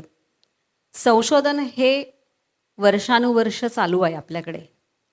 त्यांनी आत्ता उल्लेख केला मान्सून विषयाचा आणि मान्सून विषयावरती त्यांचं विशेष काम आहे, त्याच्याकडे मी येणार आहे. याचं कारण असं की आपल्याकडे विज्ञान जे आहे ते विज्ञान खरं तर पूर्वीपासून आहेच आणि पूर्वी देखील अनेक लोकांनी वेगवेगळ्या माध्यमातून ते लिहून ठेवलेलं आहे, ग्रंथांमध्ये सुद्धा. म्हणजे तुकाराम महाराजांनी अणुरेणू या थोकडा असं म्हणताना अणुरेणूचा उल्लेख तिथे केलेला आपल्याला दिसून येतो. किंवा हनुमान चालिसामध्ये तुलसीदासांनी पृथ्वीपासून सूर्याचं अंतर किती आहे हे तिथे मांडून ठेवलेलं आहे. पण हे कळण्यासाठी आपल्याला शेकडो वर्ष जावी लागली. आणि तसाच एक महत्त्वाचा प्रोजेक्ट त्यांनी हाती घेतला, तो म्हणजे मेघदूत. कालिदासाचं जे मेघदूत आहे त्यात त्यांनी जो प्रवास मांडलेला आहे ती ठिकाणं, त्यांचा अभ्यास आत्ताच्या काळामध्ये त्यांनी घेण्याचा प्रयत्न केला आणि त्यातनं प्रोजेक्ट मेघदूत आकारास आलं आणि त्यातून मान्सूनचा अभ्यास त्यांनी केला. तर त्याच्याविषयी आम्हाला खूप उत्सुकता आहे, कारण मुळात ही संकल्पनाच तुमच्या डोक्यात कशी आली की मेघदूत सारखं एक महाकाव्यच म्हणू आपण त्याला, ते घ्यायचं आणि त्यातली जी ठिकाणं आहेत ती आजही अस्तित्वात आहेत का याचा शोध घेत आजच्या काळात त्यात काय विज्ञान दडलं हे शोधून काढायचं. मगाशी मी जसं सांगितलं की मी IMD मध्ये जाऊन सगळ्या गोष्टी मूलभूत हवामानाशी संबंधित वातावरणाशी संबंधित त्या समजून घ्यायचा प्रयत्न केला. ॲक्च्युली हवामान असा माझा आवडता विषय नव्हता कधी, आणि तसं नसण्याचं कारण मी आकाश निरीक्षक आहे. सो आकाश निरीक्षक हे मी 10वी पासून साधारणतः सुरू केलं, आणि त्याच्यामध्ये अडथळा हा कायम ढगांचा असतो. आणि मान्सूनचे 4 महिने हे कधी तुम्हाला टेलिस्कोप बाहेर काढता येत नाही, आणि मग त्यावेळेस फक्त इंडोर ॲक्टिव्हिटीज असतात, आकाश बघता येत नाही. त्यामुळे तो तसा नावडता विषय होता. पत्रकारिता सुरू झाल्यानंतर काही महिने गेल्यानंतर मला एकदा चीफ रिपोर्टर जे होते आमचे त्यांनी बोलून सांगितलं की उद्यापासून तुला हवामान पण कव्हर करायचं आहे सायन्सच्या सोबत. आता थोडा जवळचा विषय असल्यामुळे विज्ञान आणि हवामान म्हणून मी मान्य केलं. आणि मग जसं मी इतर विज्ञान विषय कव्हर करायचो तसं हवामान पण कव्हर करावं, जरा वैज्ञानिक पद्धतीने कव्हर करावं म्हणून मी IMD ला जायला सुरुवात केली. तर जेव्हा मला हे जाणवलं की ठीक आहे, आता मी लिखाण चांगलं चालू केलं, म्हणजे लिखाण लोकांना समजेल अशा भाषेमध्ये सुरू केलेलं आहे, पण या ज्या काही ते गोष्टी सांगतायत IMDचे हवामानशास्त्रज्ञ त्या प्रत्यक्षात कशा दिसत असतील. ज्यावेळेस मी म्हणतो की ऑफशोअर ट्रफ ॲक्टिव्ह आहे, म्हणजे किनारपट्टीला समांतर कमी दाबाचा पट्टा किंवा द्रोणीय स्थिती ॲक्टिव्ह आहे कोकणावर, तर ती ॲक्टिव्ह आहे त्यावेळेस ॲक्च्युली कोकणात काय घडतं, किंवा एखादं कमी दाबाचं क्षेत्र ओरिसाच्या बाजूनी जमिनीवर आलं आणि त्यामुळे त्या भागामध्ये पाऊस सुरू आहे, तर ते नेमकी काय घडतं. सो हे प्रत्यक्ष त्या ठिकाणी जाऊन रिपोर्टिंग करूनच आपल्याला, म्हणजे फील्डवरून त्याचं कधीतरी वार्तांकन करता यायला हवं. आणि मग ही संकल्पना मी ऑफिसमध्ये सांगितली. तोपर्यंत मी पूर्ण वेळ नोकरी सोडलेली होती, कारण बऱ्याच गोष्टी मला ऑफिसच्या त्या रुटीनमध्ये राहून करता येत नव्हत्या. आणि मग ते म्हणाले की तू अशाच काहीसा प्रयोग अलेक्झांडर फ्रेटर म्हणून एक ब्रिटिश पर्यटक लेखक आहेत, त्यांनी 80च्या दशकामध्ये केलेलं आहे, तर तू ते पुस्तक घेऊन वाच, ज्याचं नाव आहे चेझिंग द मॉन्सून. अजूनही ते खूप लोकप्रिय पुस्तक आहे. आणि चेझिंग द मॉन्सून वाचल्यानंतर खूप तेव्हा एक अर्थात प्रेरणा मिळाली. ब्रिटिश लेखकांचं मला कायम ओव्हरऑलच ब्रिटिशांचा जरी आपल्याला राग असला, त्यांनी राज्य केलेलं असलं, तरी त्यांचे काही उपकार जे असे आहेत की काही बऱ्याच गोष्टी आपल्याला दिल्या, व्यवस्था दिल्या, पण एक अभ्यासाची पद्धत त्यांनी आधुनिक भारताला दिली मधल्या काळामध्ये जी आपल्याकडून गेलेली होती. पूर्वी चांगलं होतं, डॉक्युमेंटेशन पण होतं, पण मधल्या काळामध्ये ती सवय गेलेली होती, ती इंग्रजांकडून आपण शिकलो. अनेक महत्त्वाच्या संस्था इंग्रजांनी सुरू केल्या, जसं इंडिया मेट्रोलॉजिकल डिपार्टमेंट आहे, botanical survey of India, zoological survey of India, archaeological survey of India, survey of India. आणि या सगळ्या लोकांनी भले ते त्यांच्या फायद्यासाठी असेल, पण त्याच्यामुळे आपल्या स्वतंत्र भारताला एक चांगलं पाया आपल्याला त्याच्यासाठी निर्माण झाला. तर हा ब्रिटिश पर्यटक लेखक जो अलेक्झांडर फ्रेटर 1987 साली ते भारतात आले, आणि भारतात आल्यानंतर ते याच काळामध्ये उन्हाळ्यामध्ये आले होते, मान्सून पूर्व काळामध्ये राजस्थानात गेले. तिथली स्थिती काय असते, तिथे एकदम तापमान वाढलेलं असतं, आणि वेगवेगळ्या भागांमध्ये जाऊन त्यांनी मान्सून यायच्या आधी भारताला कशी आस लागलेली असते मान्सून येण्याची याचा अंदाज घेतला. आणि नंतर मग ते केरळला गेले. केरळच्या दक्षिण किनाऱ्यावर कोवलम नावाचं ठिकाण आहे, पहिलाच बीच आहे दक्षिणेकडचा. सो तिथून त्यांनी मान्सूनला फॉलो करायला सुरुवात केली. 1987ची गोष्ट आहे. आणि त्याच्यासोबत त्यांनी IMDचं एक मॅन्युअल घेतलं. YP राव म्हणून एक मोठे IMDचे शास्त्रज्ञ होते, तर त्यांनी मान्सून विषयीचं तांत्रिक भाषेमध्ये मान्सून म्हणजे काय काय काय घटना घडतात असं लिहिलेलं आहे. सो त्या घटना ते कम्पेअर करायचे, इथे काय घडलंय आणि ॲक्च्युली समाजात त्यावेळेस मला काय दिसतंय. आणि जसं जसं मान्सून उत्तरेला सरकायला लागला, त्यांनी त्याच्याबरोबर प्रवास सुरू केला. सो त्यांनी केरळपासून ते मुंबईपर्यंत आले, मग नंतर दिल्लीत गेले, मग नॉर्थ ईस्ट इंडियामध्ये चेरापुंजीमध्ये गेले, काही महत्त्वाची ठिकाणी मान्सूनशी संबंधित हा सगळा त्यांनी प्रवास केला. आणि त्याच्यावर त्या प्रवास वर्णनपर असं पुस्तक चेझिंग द मॉन्सून असं लिहिलं. आणि त्याच्यातून एक वेगळी दृष्टी त्या मान्सूनकडे बघण्याची मिळाली, की मान्सून ही फक्त एक हवामानशास्त्री घटना नाही आहे, तर त्याच्यासोबत त्याच्यावर अवलंबून सामाजिक, त्याच्यानंतर जैवशास्त्रीय असे अनेक घटक आहेत. आणि तो एक सोहळा असतो 5-6 महिन्यांचा, 5 महिन्यांचा साधारणतः, की मान्सून येऊन परत जाईपर्यंत, आणि त्याचा परिणाम पुढच्या वर्षीच्या मान्सूनपर्यंत भारतावर राहत असतो. सो ती दृष्टी मिळाल्यानंतर असं वाटलं की जे मी विचार करत होतो त्याच पद्धतीने काहीसं यांनी पण केलेलं आहे, तर आपणही त्यांनी 87 साली केलेलं, आपण आता 2010-11 करायचा तो प्रयत्न करू. 2011 पहिल्यांदा ही कल्पना आली की आपण मान्सूनला फॉलो करावं. अगदीच काही नाही झालं तर अलेक्झांडर फ्रेटर यांना दिसलेलं त्यावेळेसचा भारत आणि आज दिसणारा भारत असं एक कम्पेअर करता येऊ शकेल मॉन्सून काळातलं. म्हणून 2011मध्ये केरळ ते महाराष्ट्र असा पहिला टप्पा आम्ही ठरवला आणि नंतर मग महाराष्ट्राच्या वेगवेगळ्या भागांमध्ये जाऊन अभ्यास करायचा. आणि हा अभ्यास करतानाच असं जाणवलं की जेव्हा पहिला दिवस मॉन्सूनला पहिल्या दिवशी आम्ही गाठलं 29 मेला 2011ला केरळमध्ये, आणि त्याच्यासोबत प्रवास खूप वेगाने त्यावेळेस मॉन्सून 2011मध्ये महाराष्ट्रापर्यंत येऊन पोहोचलेला होता. तर त्या वेगानेच आमची गाडी पण ठेवायचा प्रयत्न केला. त्याच दरम्यान वेगवेगळ्या भागांमध्ये जाऊन तिथले शेतकरी मच्छीमार यांच्याशी बोलून त्यांच्यासाठी मॉन्सून कसा महत्त्वाचा आहे हे शोधायचा प्रयत्न केला. म्हणजे एका बाजूला त्याचं डॉक्युमेंटेशन करणं की मॉन्सूनचा त्या समाजावर तिथल्या सामाजिक घटकांवर होणारा परिणाम आणि प्रत्यक्षात हवामानामध्ये काय वातावरणात घडणाऱ्या घटना यांचं डॉक्युमेंटेशन करायचा तो प्रयत्न केला. हे सगळं जेव्हा पूर्ण झालं त्यावेळेस असं जाणवलं की अरे हे एका वर्षात होणं शक्य नाही. म्हणजे अलेक्झांडर फ्रेटरनी जे केलेले ते एका वर्षीचा प्रवास वर्णन आहे आणि त्यातही संपूर्ण भारताचं दर्शन नाही आहे. तर आपल्याला किमान 5 वर्षांचा हा प्रवास करावा लागेल. आणि मग तेव्हा या प्रकल्पाला नाव काय द्यायचं. त्यामुळे ते फक्त प्रवास वर्णनपर किंवा मॉन्सूनला फॉलो करणं एवढंच न करता ॲक्च्युली मॉन्सून आणि भारताचं नातं शोधायचा प्रयत्न करणं असा एक मूळ उद्दिष्ट आम्ही डोळ्यासमोर ठेवलं. आणि त्याला धरून 2011 पासून देशाच्या वेगवेगळ्या भागांमध्ये जाऊन जेव्हा मॉन्सून येणार तेव्हा दरवर्षी वेगळ्या प्रदेशामध्ये जायचं आणि मॉन्सूनच्या आगमनासोबत त्या प्रदेशामध्ये झालेले बदल टिपायचे. समाजात झालेले बदल, निसर्गात झालेले बदल हे टिपायचे. त्या भागातल्या सामाजिक घटकांकडे असलेलं ज्ञान म्हणजे शेतकरी असतील, मच्छीमार असतील, वेगवेगळे व्यावसायिक असतील, आदिवासी असतील, त्यांच्याकडे मॉन्सूनविषयी असलेले पारंपरिक ज्ञान याचं संकलन करायचं आणि वेगवेगळ्या हवामानशास्त्रीय संस्थांनी दिलेले अंदाज पण तपासायचे.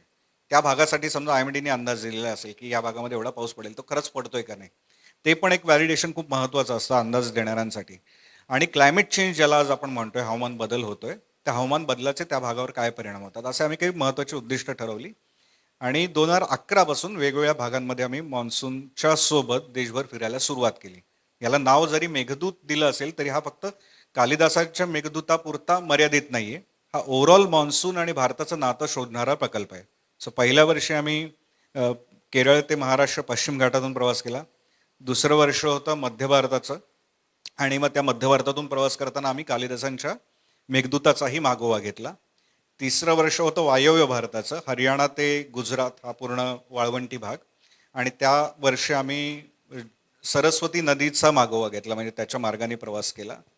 चौथ्या वर्षी नॉर्थ ईस्ट ज्या भागामध्ये सगळ्यात जास्त पाऊस आहे, जगात सगळ्यात जास्त पाऊस होतो, चेरापुंजी मोसिमराम, सो आसाम आणि मेघालय या 2 ठिकाणी गेलो. 2015ला संपूर्ण गंगेचं खोरं, ज्या ठिकाणी आत्ता मोदींनी म्हणलेलं आहे की गंगोत्री ते गंगासागर, तर तो प्रवास आम्ही 2015मध्ये गंगासागर ते गंगोत्री गोमुख असा पूर्ण केला मॉन्सूनच्या सोबत.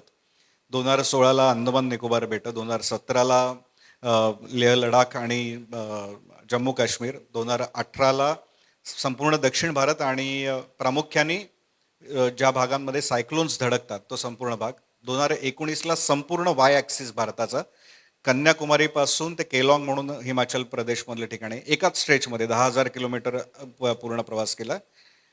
20 साली निसर्ग चक्रीवादळ आलं होतं पण लॉकडाऊन होता 2021ला, त्यामुळे बाहेर नाही पडता आलं. आणि 22 साली वाय ॲक्सिस कव्हर केला, जो याला मॉन्सून कोर मॉन्सून झोन म्हणतात, की ज्या भागातून कमी दाबाचे क्षेत्र भारतावरून प्रवास करतात. म्हणजे मॉन्सूनला रिप्रेझेंट करणारा मध्य भारताचा भाग, ओरिसापासून राजस्थानपर्यंत, असं करून पूर्ण भारत आम्ही या 10-11 वर्षांमध्ये 1.5 लाख किलोमीटर बाय रोड प्रवास करून शेकडो मुलाखती घेतल्या लोकांच्या, भरपूर ज्ञान जमा झालं आणि त्याचं व्हिडिओ फुटेज पण आहे.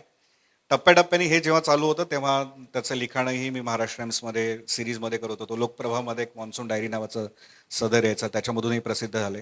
काही थीम्स घेऊन अनुभव मासिक आहे, त्याच्यामधून काही लेख लिहिले, जसं सरस्वती नदीच्या मार्गाने आज काय प्रत्यक्ष तुम्हाला फिरताना दिसतं, मेघदूताच्या मार्गाने मेघदूतातलं विज्ञान आम्ही कसं शोधून काढलं, किंवा चक्रीवादळवरचं गज नावाचं एक चक्रीवादळ 2018ला येऊन धडकलं होतं आणि त्या किनारपट्टीवर संपूर्ण इव्हॅक्युएशन झालेलं होतं, सगळ्याच्या सगळे आलेलं होतं आणि मी एकटाच जाऊन थांबलेलो होतो तिथे.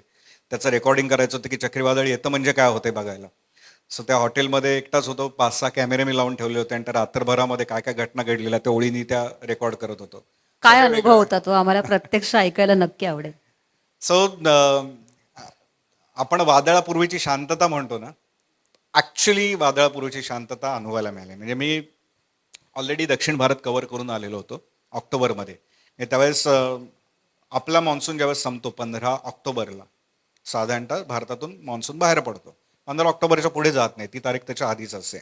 आणि 15 ऑक्टोबरच्या नंतर नॉर्थ ईस्ट मान्सून सुरू होतो, ईशान्येचा मान्सून. आणि हा ईशान्येचा मान्सून आंध्र प्रदेश, तमिळनाडू, रायलसीमा आणि केरळच्या काही भागांमध्येच पडतो.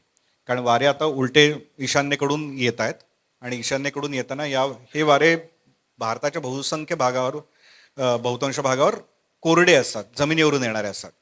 पण ह्या दक्षिण भारताच्या खालचा पूर्वेकडचा जो भाग आहे की तिथेच ते फक्त समुद्रावरून येतात आणि त्यामुळे त्यांना ह्या वाऱ्यांच्या सोबत पाऊस मिळत असतो. तर त्याला आपण ईशान्य मोसमी पाऊस म्हणतो. आणि हा 15 ऑक्टोबरला साधारणतः सुरू होतो, तो 31 डिसेंबरपर्यंत चालतो त्यांचा हंगाम.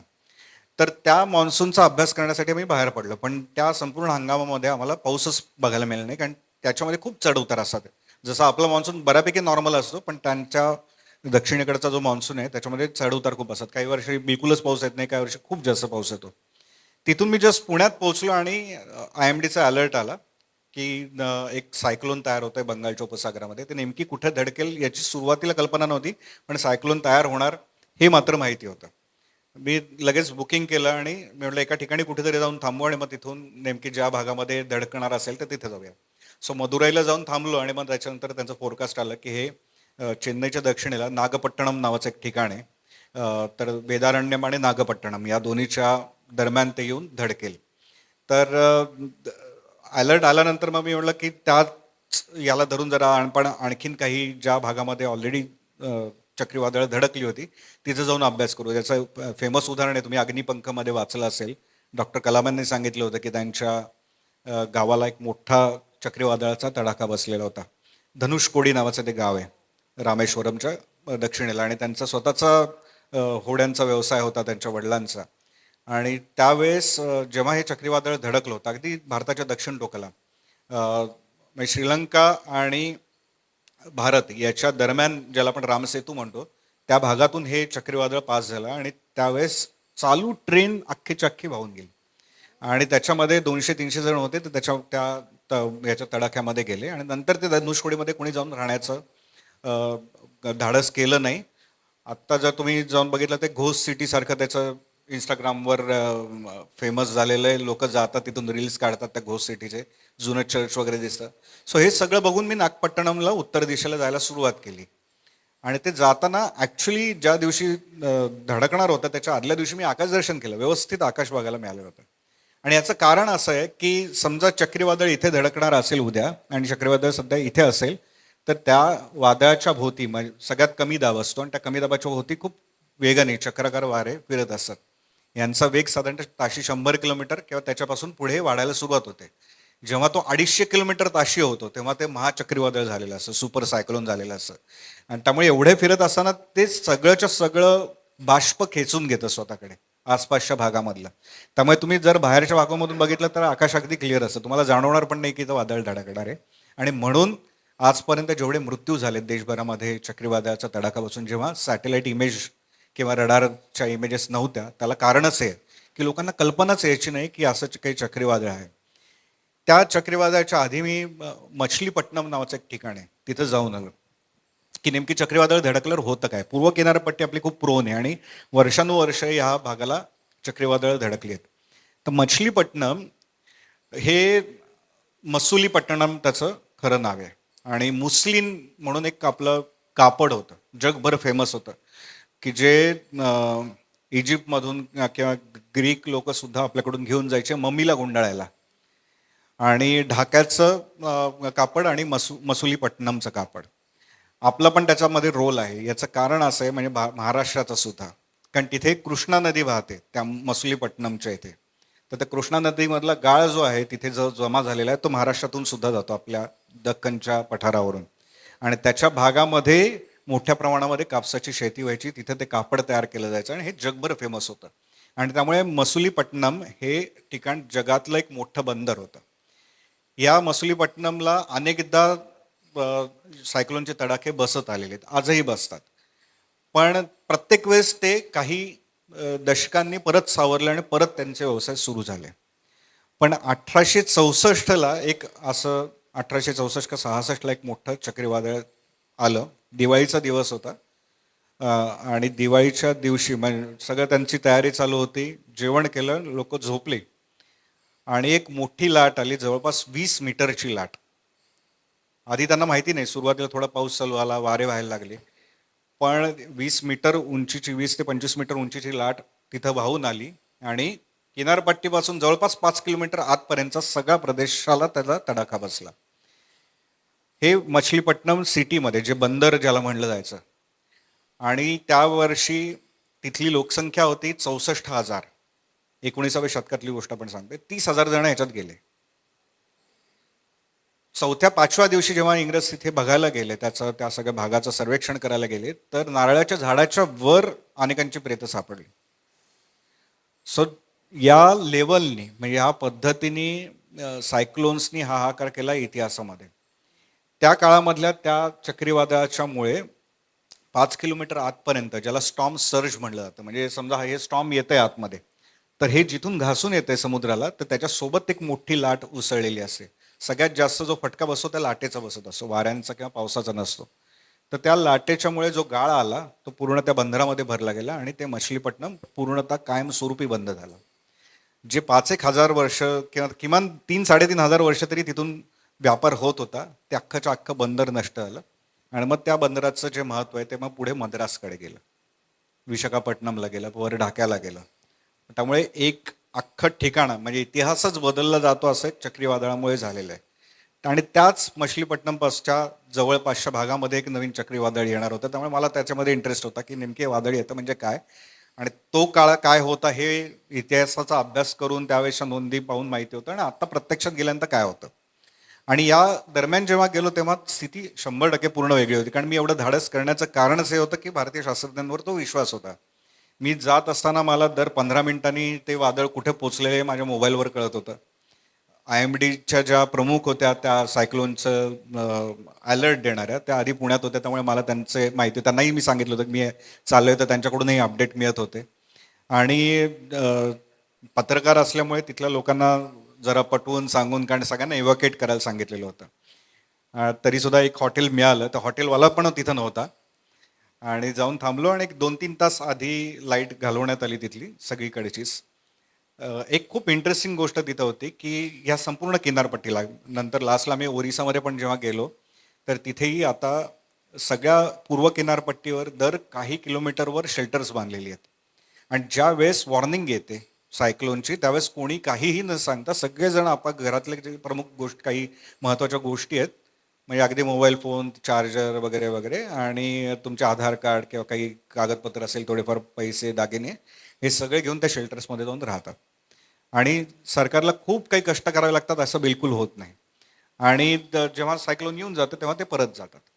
सो याच्यामुळे 1999ला एक मोठं चक्रीवादळ आपल्याकडे धडकलं होतं, ज्याला 10,000 लोक त्याच्यामध्ये गेले होते. 10,000. पारादीपला धडकलं होतं ओडिशामध्ये.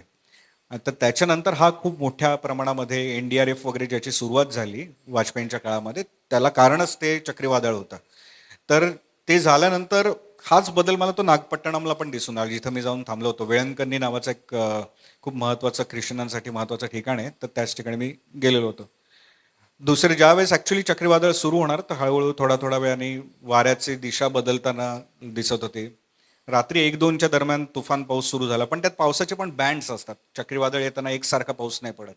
तुम्ही जर निसर्ग चक्रीवादळाचा अनुभव घेतला असेल इथे, की पाऊस खूप नव्हता, वाऱ्यांचा वेग वाढतो, काही वेळाच अशी स्थिती येते की पावसाचे बँड जर तुमच्या याच्यावरून गेले तर खूप मोठ्या प्रमाणामध्ये पाऊस येतो.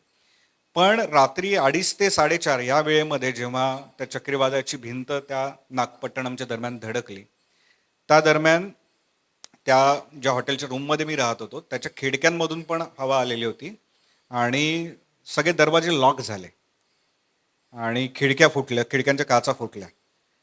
इतका दाब तयार झाला होता. मी 2-3 हाताने धरून ते दार कसं बसं ओढलं. मी 3ऱ्या-4थ्या मजल्यावर होतो आणि शूटिंग घेत होतो. समोरचा सगळा अंधारच होता. रात्रीच्या दरम्यान ते वादळ येत होतं. मध्येच जेव्हा विजा चमकायच्या तेव्हा कळायचं की समोर काय चालू आहे, आणि कॅमेराने शूटिंग करत होतो. तर तो जो पाऊस आहे हा खालच्या मजल्यावरून, ती बंद होती पूर्ण बिल्डिंग, खालच्या मजल्यावरून तो पाऊस वर येत होता. एवढा प्रचंड दाब त्याच्यामध्ये तयार झाला. दुसरं मला काय करायचं होतं हे डोक्यात होतं, त्यामुळे मी आदल्या दिवशी अनेक गोष्टींचे फोटोग्राफ ठराविक फ्रेम निश्चित करून घेऊन ठेवले होते आणि दुसऱ्या दिवशी परत जाऊन त्याच फ्रेम्सचे फोटोग्राफ काढले. तर ती फेमस मूर्ती होती तिथली येशूची, त्याचा हात नाक वगैरे असं काय काय तुटलेलं होतं. त्याच्यानंतर होड्या ज्या तिथल्या मच्छीमारांनी घेऊन ठेवलेल्या त्या कित्येक किलोमीटर लांबपर्यंत जाऊन पडलेल्या होत्या. पण दुसऱ्या दिवशी ज्यावेळेस असं सांगण्यात होतं की आता 2-3 दिवस तिथलं सगळं ठप्प होईल, काही नाही. ज्या दिवशी सकाळी ते वादळ पूर्ण आतमध्ये आलं आणि तिथलं सगळं नॉर्मल सुरू झालेलं होतं. सकाळी सगळी लोकं आली आणि काहीच घडलं नाही, अशा पद्धतीने त्यांनी सगळं आपले दुकानं वगैरे सगळं आवरायला सुरुवात केली. संध्याकाळी मला बस पण मिळाली चेन्नईला जायला. ती व्यवस्थित सुरू होती, काही प्रॉब्लेम नव्हता आणि संध्याकाळची मी जी बातमी पाठवली त्याच्यामध्ये काही मृत्यूची नोंद नव्हती. आता हे कशामुळे घडलं? परत तेच की हे विज्ञानामुळेच शक्य झालं. त्या चक्रीवादळावर लक्ष ठेवणारे, 24 तास लक्ष ठेवणारे आपले सॅटेलाईट आहे. त्या सॅटेलाईटचा वापर करून त्याचा मार्ग कसा जाणार आहे हे ठरवणारी आपली मॉडेल्स आहेत जी भारतीयांनी तयार केलेली आहे. त्या ज्या काही व्हॅल्यूज टाकतील तर त्याच्यासाठी आपल्याकडे एक सुपर कम्प्युटर आहे. तर चक्रीवादळ किती वेगाने येत आहे, त्याच्यामध्ये किती पाणी आहे हे सांगणारे रडार्स आहेत आणि याला जोड प्रशासनाची आहे की ही जी मिळणारी माहिती आहे ही केंद्र सरकारने NDRFची पथकं पाठवली, तामिळनाडू सरकारने त्यांची पाठवली आणि या सगळ्यांच्या एकीतून इतका तो प्रयत्न झाला आणि लोकांनी पण त्याला प्रतिसाद दिला. त्यांना समजलं की हे आपल्या भल्यासाठी आहे. कोणी तिथं हट्ट केला नाही की आम्ही घरातून बाहेर जाणार नाही, काही होणार नाही. महाराष्ट्रात ते आणावं लागणार आहे. त्याचं मी उदाहरण नंतर सांगेन. पण त्याच्यामुळे शून्यवर जे 1999ला 10,000 मृत्यू होत आहेत ते शून्यावर आले आणि काही मृत्यू जे झाले ते किनारपट्टीवर एकही नाही. ते चक्रीवादळ आतमध्ये आल्यानंतर मोठं झाड घरावर पडलं, त्या घराची भिंत पडली आणि असे झालेले मृत्यू आहेत. पण थेट चक्रीवादळामुळे होणारे मृत्यू भारताने शून्यावर आणलेले आहेत.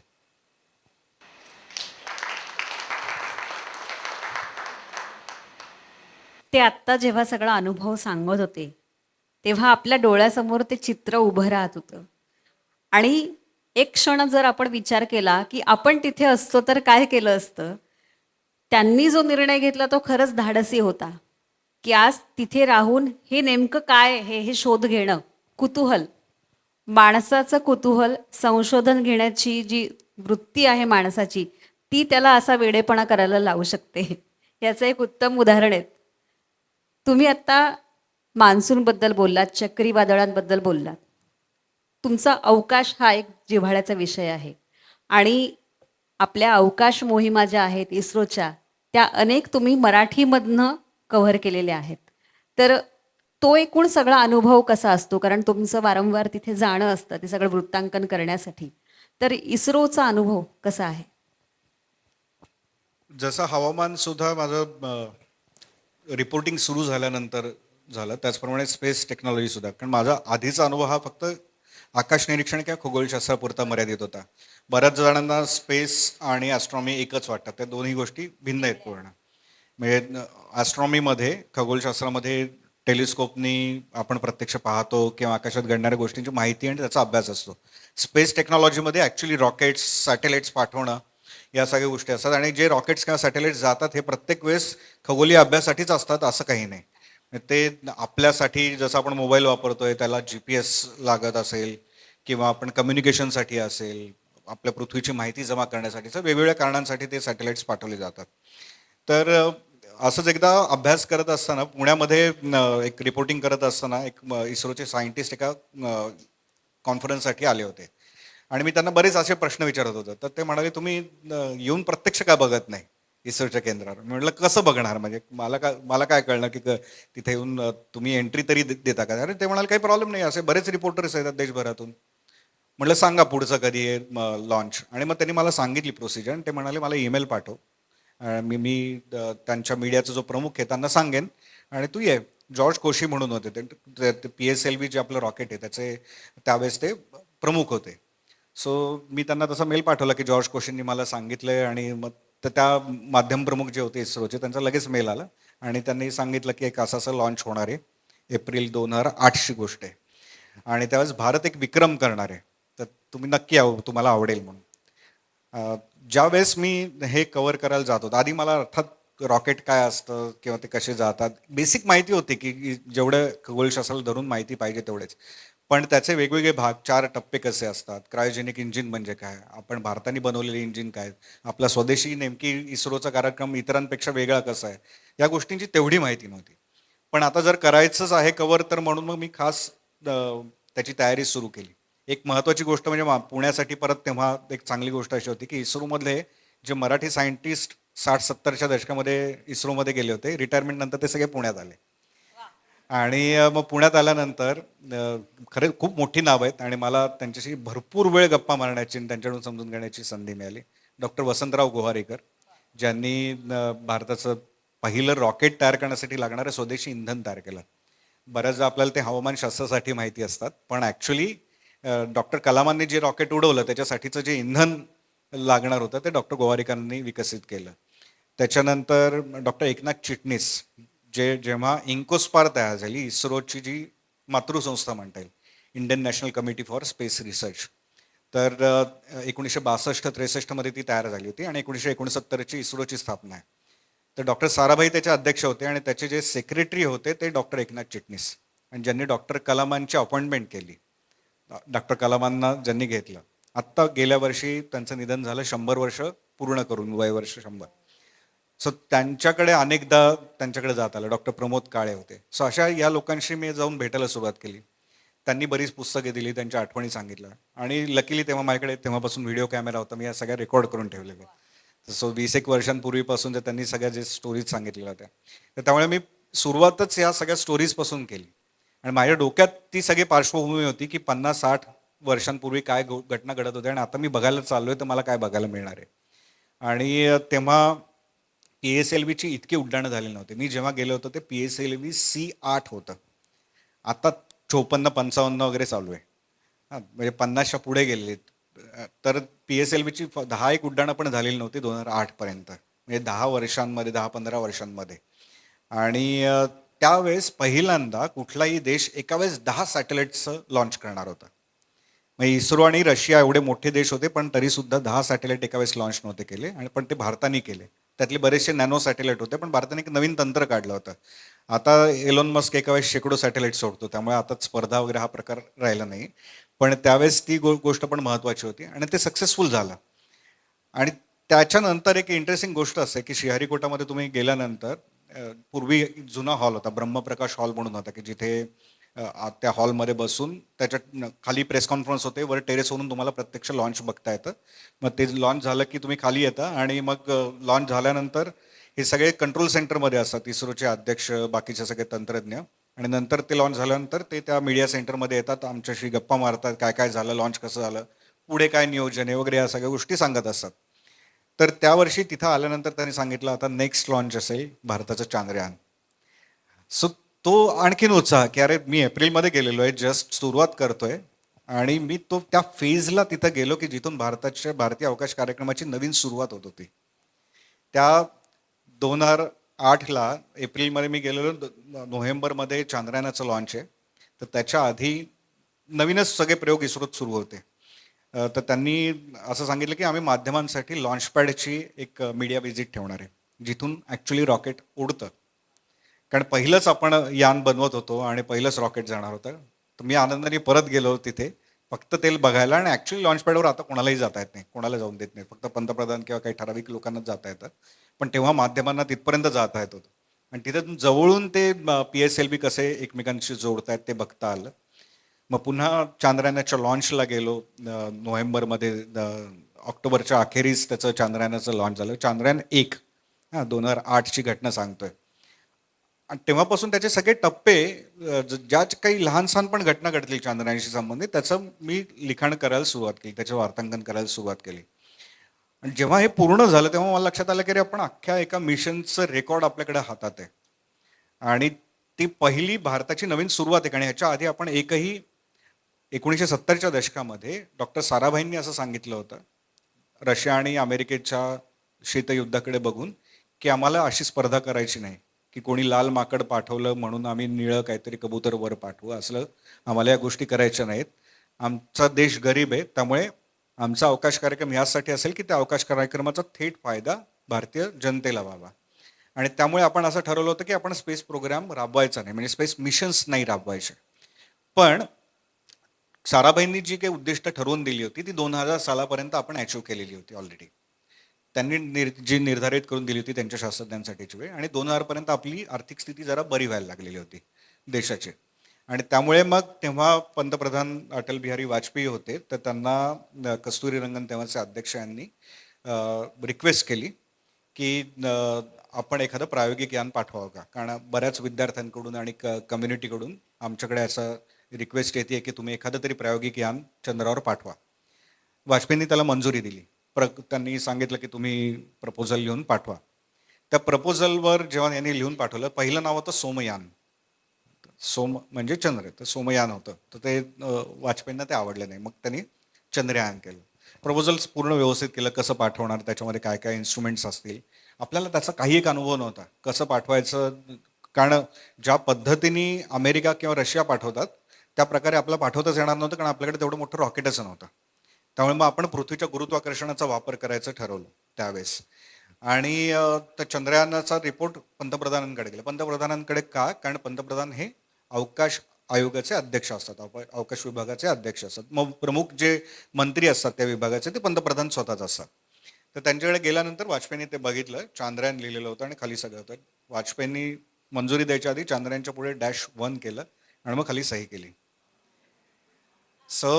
हे झाल्यानंतर तत्कालीन राष्ट्रपतींकडे कस्तुरीरंगन गेले आणि तत्कालीन राष्ट्रपती होते डॉक्टर APJ अब्दुल कलाम, ज्यांनी देशाचं पहिलं रॉकेट उडवलं होतं. म्हणजे जे रॉकेटच त्यांचे, कारण यांच्या मार्गदर्शनाखालीच ही अख्खी इस्रोची टीम तयार झालेली होती.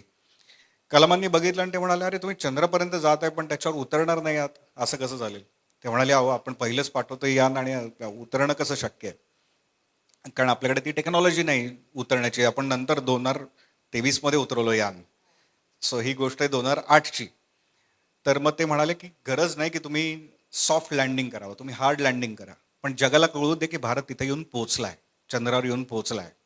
म्हणून कलामांच्या रिक्वेस्टनी त्यांनी त्याच्यावर मून इम्पॅक्ट प्रोब नावाची एक कुपी जोडली आणि त्या कुपीवर तिरंगा त्या ठिकाणी कोरला. आणि त्यानंतर ते यान जेव्हा ॲक्च्युली लॉन्च झालं सक्सेसफुली, तिथे जाऊन पोहोचलं, तर त्याच्यातून ती कुपी सोडण्यात आली, मुक्त करण्यात आली. 20 मिनिटात ती जाऊन चंद्राच्या दक्षिण ध्रुवावर जाऊन आदळली. या 20 मिनिटामध्ये त्या कुपीवर जी 2-3 इन्स्ट्रुमेंट, छोटीशी इन्स्ट्रुमेंट बसवलेली होती, त्यांनी चंद्रावर पाणी असल्याचा शोध लावला. त्याच्या आधी चंद्रावर पाणी असल्याचं कोणाला माहिती नव्हतं. आणि त्या पाणी असलेल्या शोधाच्या जोरावर आज आपण चांद्रयान 2 किंवा 3 त्या ठिकाणी जिथं पाठवलेत, ज्या पाण्याच्या शोधासाठी, किंवा जे आता अमेरिकेने जे अवकाशवीर पाठवले आता मागच्या महिन्यामध्ये, ते त्याच पाण्यासाठी पाठवले, जे पाणी आपल्या एका छोट्याशा उपकरणाने, डॉक्टर कलामांच्या रिक्वेस्टनी जे पाठवलेलं होतं उपकरण, त्याच्यावरून झालंय. आता ह्या सगळ्या घटना माझ्या डोळ्यासमोर घडत आहेत, त्या मी लिहून देतोय आणि त्यामुळे, आणि त्याच्यानंतरच्या पुढच्या योजना ऐकू येतात. असं एकदम मार्स मिशनच्या वेळेस पण हे झालं की मार्स मिशन 2016 मध्ये राबवायचं असं निश्चित झालं होतं. मंगळावर आपण पाठवणार होतो. जेव्हा आपलं मोठं रॉकेट तयार होईल, GSLV, ज्या जिओसिंक्रोनस सॅटेलाइट लॉन्च व्हेकल, कारण त्याची क्षमता 2500 किलो साधारणतः वजन वाहून नेण्याची असते. PSLVची 1500 किलोपर्यंत असते. GSLV आपलं तयार नव्हतं, कारण त्याच्यासाठी लागणारं क्रायोजेनिक इंजिन आपल्याकडे तयार नव्हतं. तर त्यामुळे 2016 मध्ये होणार होतं. पण एकदा मी काही कारणासाठी अहमदाबादला गेलो होतो आणि तिथे एक टाइम्स ऑफ इंडियामध्ये एक छोटीशी बातमी वाचली की पुढच्या वर्षी भारत मार्सवर मिशन पाठवणार. मला वाटलं की चुकून झालं असेल, म्हणून मग PRL, मी तिथंच होतो अहमदाबादला, आणि PRL तिथंच आहे, फिजिकल रिसर्च लॅबोरेटरी, जी डॉक्टर विक्रम साराभाईंनी सुरू केलेली होती संस्था. आणि आपल्या जेवढ्या काही मोहिमा होतात त्याचा वैज्ञानिक जे उद्दिष्ट ठरवण्याचं किंवा वैज्ञानिक उपकरणं तयार करण्याचं काम PRL केलं होते. त्याचे संचालक होते डॉक्टर JN गोस्वामी. त्यांना मी कॉल केला आणि त्यांना सांगितलं मी आता अहमदाबादला आहे आणि अशी बातमी वाचली, पण तुम्ही तर सांगितलं होतं लास्ट टाइम की 2016ला होणार आहे. ते म्हणाले नाही, ती वेगळी गोष्ट आहे, आता हे यान बदललंय, प्लॅन बदलला आणि आपण खरंच पुढच्या वर्षी पाठवणार आहोत. म्हणलं एका वर्षात कसं तयार होणार. चांद्रयान जे पाठवलं होतं ते आपण 2003 मध्ये जाहीर केलं वाजपेयींनी, आणि आपण 2008 मध्ये 5 वर्षांनी पाठवलं. तेव्हा त्यांनी सांगितलं की 5 वर्षात पाठवू, 5 वर्षात आपण पाठवलं. पण आता एवढ्या एका वर्षात आपण आता मंगळापर्यंत कसं पाठवणार. ते म्हणाले बऱ्याचशा गोष्टी चांद्रयानाच्या वेळेस तयार आहेत आणि आपण PSLVनीच पाठवणार आहोत. कमी वजनाचं यान असेल, पण पुढच्याच वर्षी पाठवायचं निश्चित झालं. मी ते संपूर्ण मिशन फॉलो करत होतो. ते लॉन्च कसं होतंय, काय होतंय, आणि ॲक्च्युली फक्त 13 महिन्यांच्या कालावधीमध्ये आपल्या भारताने ते यान बनवलं. आणि भारताने बनवलं म्हणजे कोणी बनवलं, तर देशातल्या लहान मोठ्या उद्योगांनी ते बनवलं.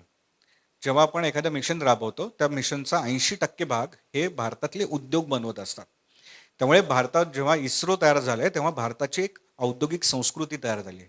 आणि इस्रो जेव्हा तिथं यशस्वी होत असतं, तेव्हा भारताचे उद्योग त्या लेवलचा कंटेंट, त्या लेवलचं प्रोडक्ट बनवतात हे आपल्याला लक्षात येतं. 13 महिन्यांच्या कालावधीमध्ये ते यानावर, त्या रॉकेटवर ते यान बसवलं गेलं आणि पहिल्याच प्रयत्नामध्ये मंगळाच्या कक्षेमध्ये ते अडकलं, जे आजपर्यंत एकाही देशाला जमलं नव्हतं. फक्त 42% एवढा सक्सेस रेट आहे. जेवढ्या देशांनी त्याच्या आधी पाठवलं होतं, एकाही देशाचं पहिल्या प्रयत्नामध्ये यान पोचलं नव्हतं. सेम त्याच वेळेला नासाने एक यान पाठवलं होतं, ज्याची किंमत होती 4,000 कोटी रुपये, आणि आपण 410 कोटींमध्ये पाठवलं. सो हे बघताना त्या सगळ्या तांत्रिक बाजू पण समजून येत होत्या, आणि हे जेव्हा सक्सेसफुल होत होतं तेव्हा हेही समजलं की हे जे कोणी बनवणारी लोक आहेत, याच्यापैकी 98% लोक हे ग्रामीण भागातून आलेले आहेत, जिल्हा पातळीवर जिल्हा परिषदेच्या शाळांमध्ये शिकून आलेले आहेत. फक्त 2% लोक इस्रोमधले आहेत की जे IIT सारख्या संस्थांमध्ये किंवा परदेशात जाऊन शिकून आलेले आहेत. अख्खं इस्रो जे चालवलं जातं हे सर्वसामान्य भारतीयांकडून चालवलं जातं. तुम्ही कुठलेही इस्रोचे अध्यक्ष घ्या आणि त्यांचं शिक्षण कुठं झालंय तपासा. सो त्यामुळे एका बाजूला आपली क्षमता पण समजत होती, आणि दुसऱ्या बाजूला तांत्रिक आपण काय लेवलला पोहोचतोय. तर ते पुढच्या काळामध्ये मग चांद्रयान 3च्या वेळेस पण मग प्रत्यक्षात ती घटना ते उतरताना, कारण इस्रोचं, आपण इस्रो म्हणलं की आपलं एक संस्था होते. इस्रो म्हणजे एक संस्था नाही आहे, इस्रो ही संघटना आहे. So Indian Space Research Organisation याच्या अंतर्गत रॉकेट बनवणारी जी संस्था आहे ही विक्रम साराभाई स्पेस सेंटर ती वेगळी आहे. लॉन्च करण्याचं जे ठिकाण आहे ते सतीश धवन अवकाश केंद्र ते वेगळं आहे. इस्रो सॅटेलाईट सेंटर, ज्याला आता UR राव सॅटेलाईट सेंटर म्हणतात, ते बेंगलोरमध्ये ते वेगळं आहे. फिजिकल रिसर्च लॅबोरेटरी जे उपकरणं बनवतात किंवा वैज्ञानिक उद्दिष्ट ठेवतात ते अहमदाबादमध्ये वेगळे आहे. ह्या सगळ्यांची मिळून इस्रो आहे. सो त्याचं ते स्ट्रक्चरही लक्षात आलं. हे सगळं करताना त्या प्रत्येकाची क्षमता लक्षात आली, आणि भारतीय लोक काय एक्झॅक्टली करू शकतात हे मला त्याच्यामधून जाणवलं ह्या सगळ्या काम करताना. आणि तो अभिमान तर वाटतोच असतो, पण हेही आनंद त्याचा वाटला की हे सगळं लाईव्ह मराठीमधून तिथून ते कव्हर करता आलं, जे काय मला कारण माहीत नाही, पण त्याच्या आधी कोणी केलेलं नव्हतं तिथे जाऊन.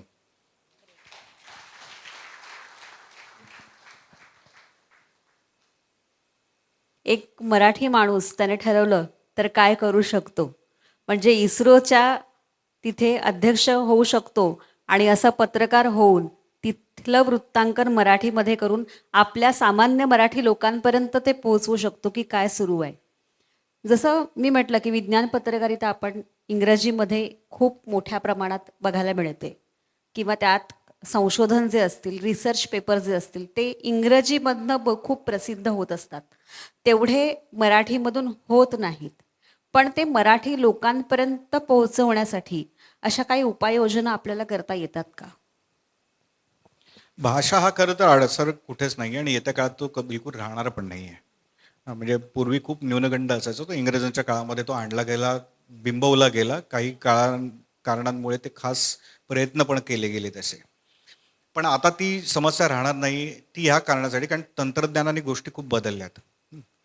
आता जर मी समजा तमिळनाडूमध्ये गेलो तर मला किंवा महाराष्ट्रात कोणी आलं, आता सध्या सगळीकडे मुद्दा चालूच आहे, म्हणजे मी ठाण्यातून बोलतोय मी तो पण येत्या काळामध्ये हा मुद्दा गौण राहणार आहे. कारण तुम्ही बोललात की त्याचा मोबाईल तुम्ही काय बोलताय हे त्याला त्याच्या भाषेत सांगणार आहे.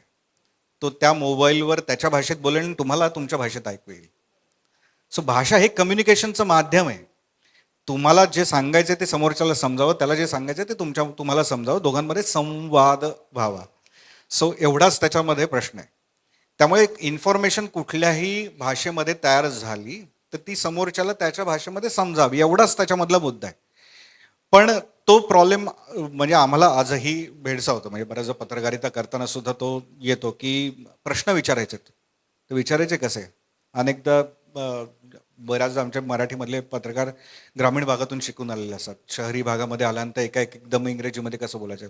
भले ते इंग्रजी चित्रपट बघत असतील पण ते बोलताना ते घाबरणार. समोरचा एवढा मोठा शास्त्रज्ञ आहे. माझ्याही बाबतीत व्हायचं. माझं मराठीतून शिक्षण झालेलं आहे आणि मी अनेक नोबेल लॉरेट्सच्या मुलाखती आता घेतलेल्या आहेत. तर पण सुरुवात अशी नव्हतीच ना. टप्प्याटप्प्याने त्या लेवलपर्यंत पोहोचावं लागलं. सो याच्या पुढे तो येणार नाही प्रॉब्लेम. एवढं मी जे सांगतो याच्यामधलं की तंत्रज्ञानाचा मुद्दा आहे. दुसरा महत्त्वाचा भाग जो आम्ही प्रयोग केला तो असा की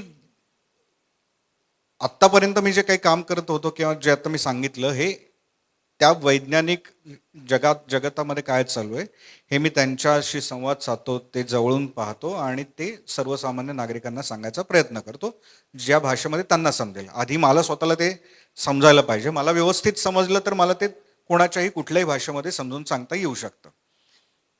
आता आम्ही जो प्रयत्न करतो किंवा जो प्रयोग करतोय त्याच्यामध्ये ही जी दरी आहे ही दरीच ठेवायची नाही.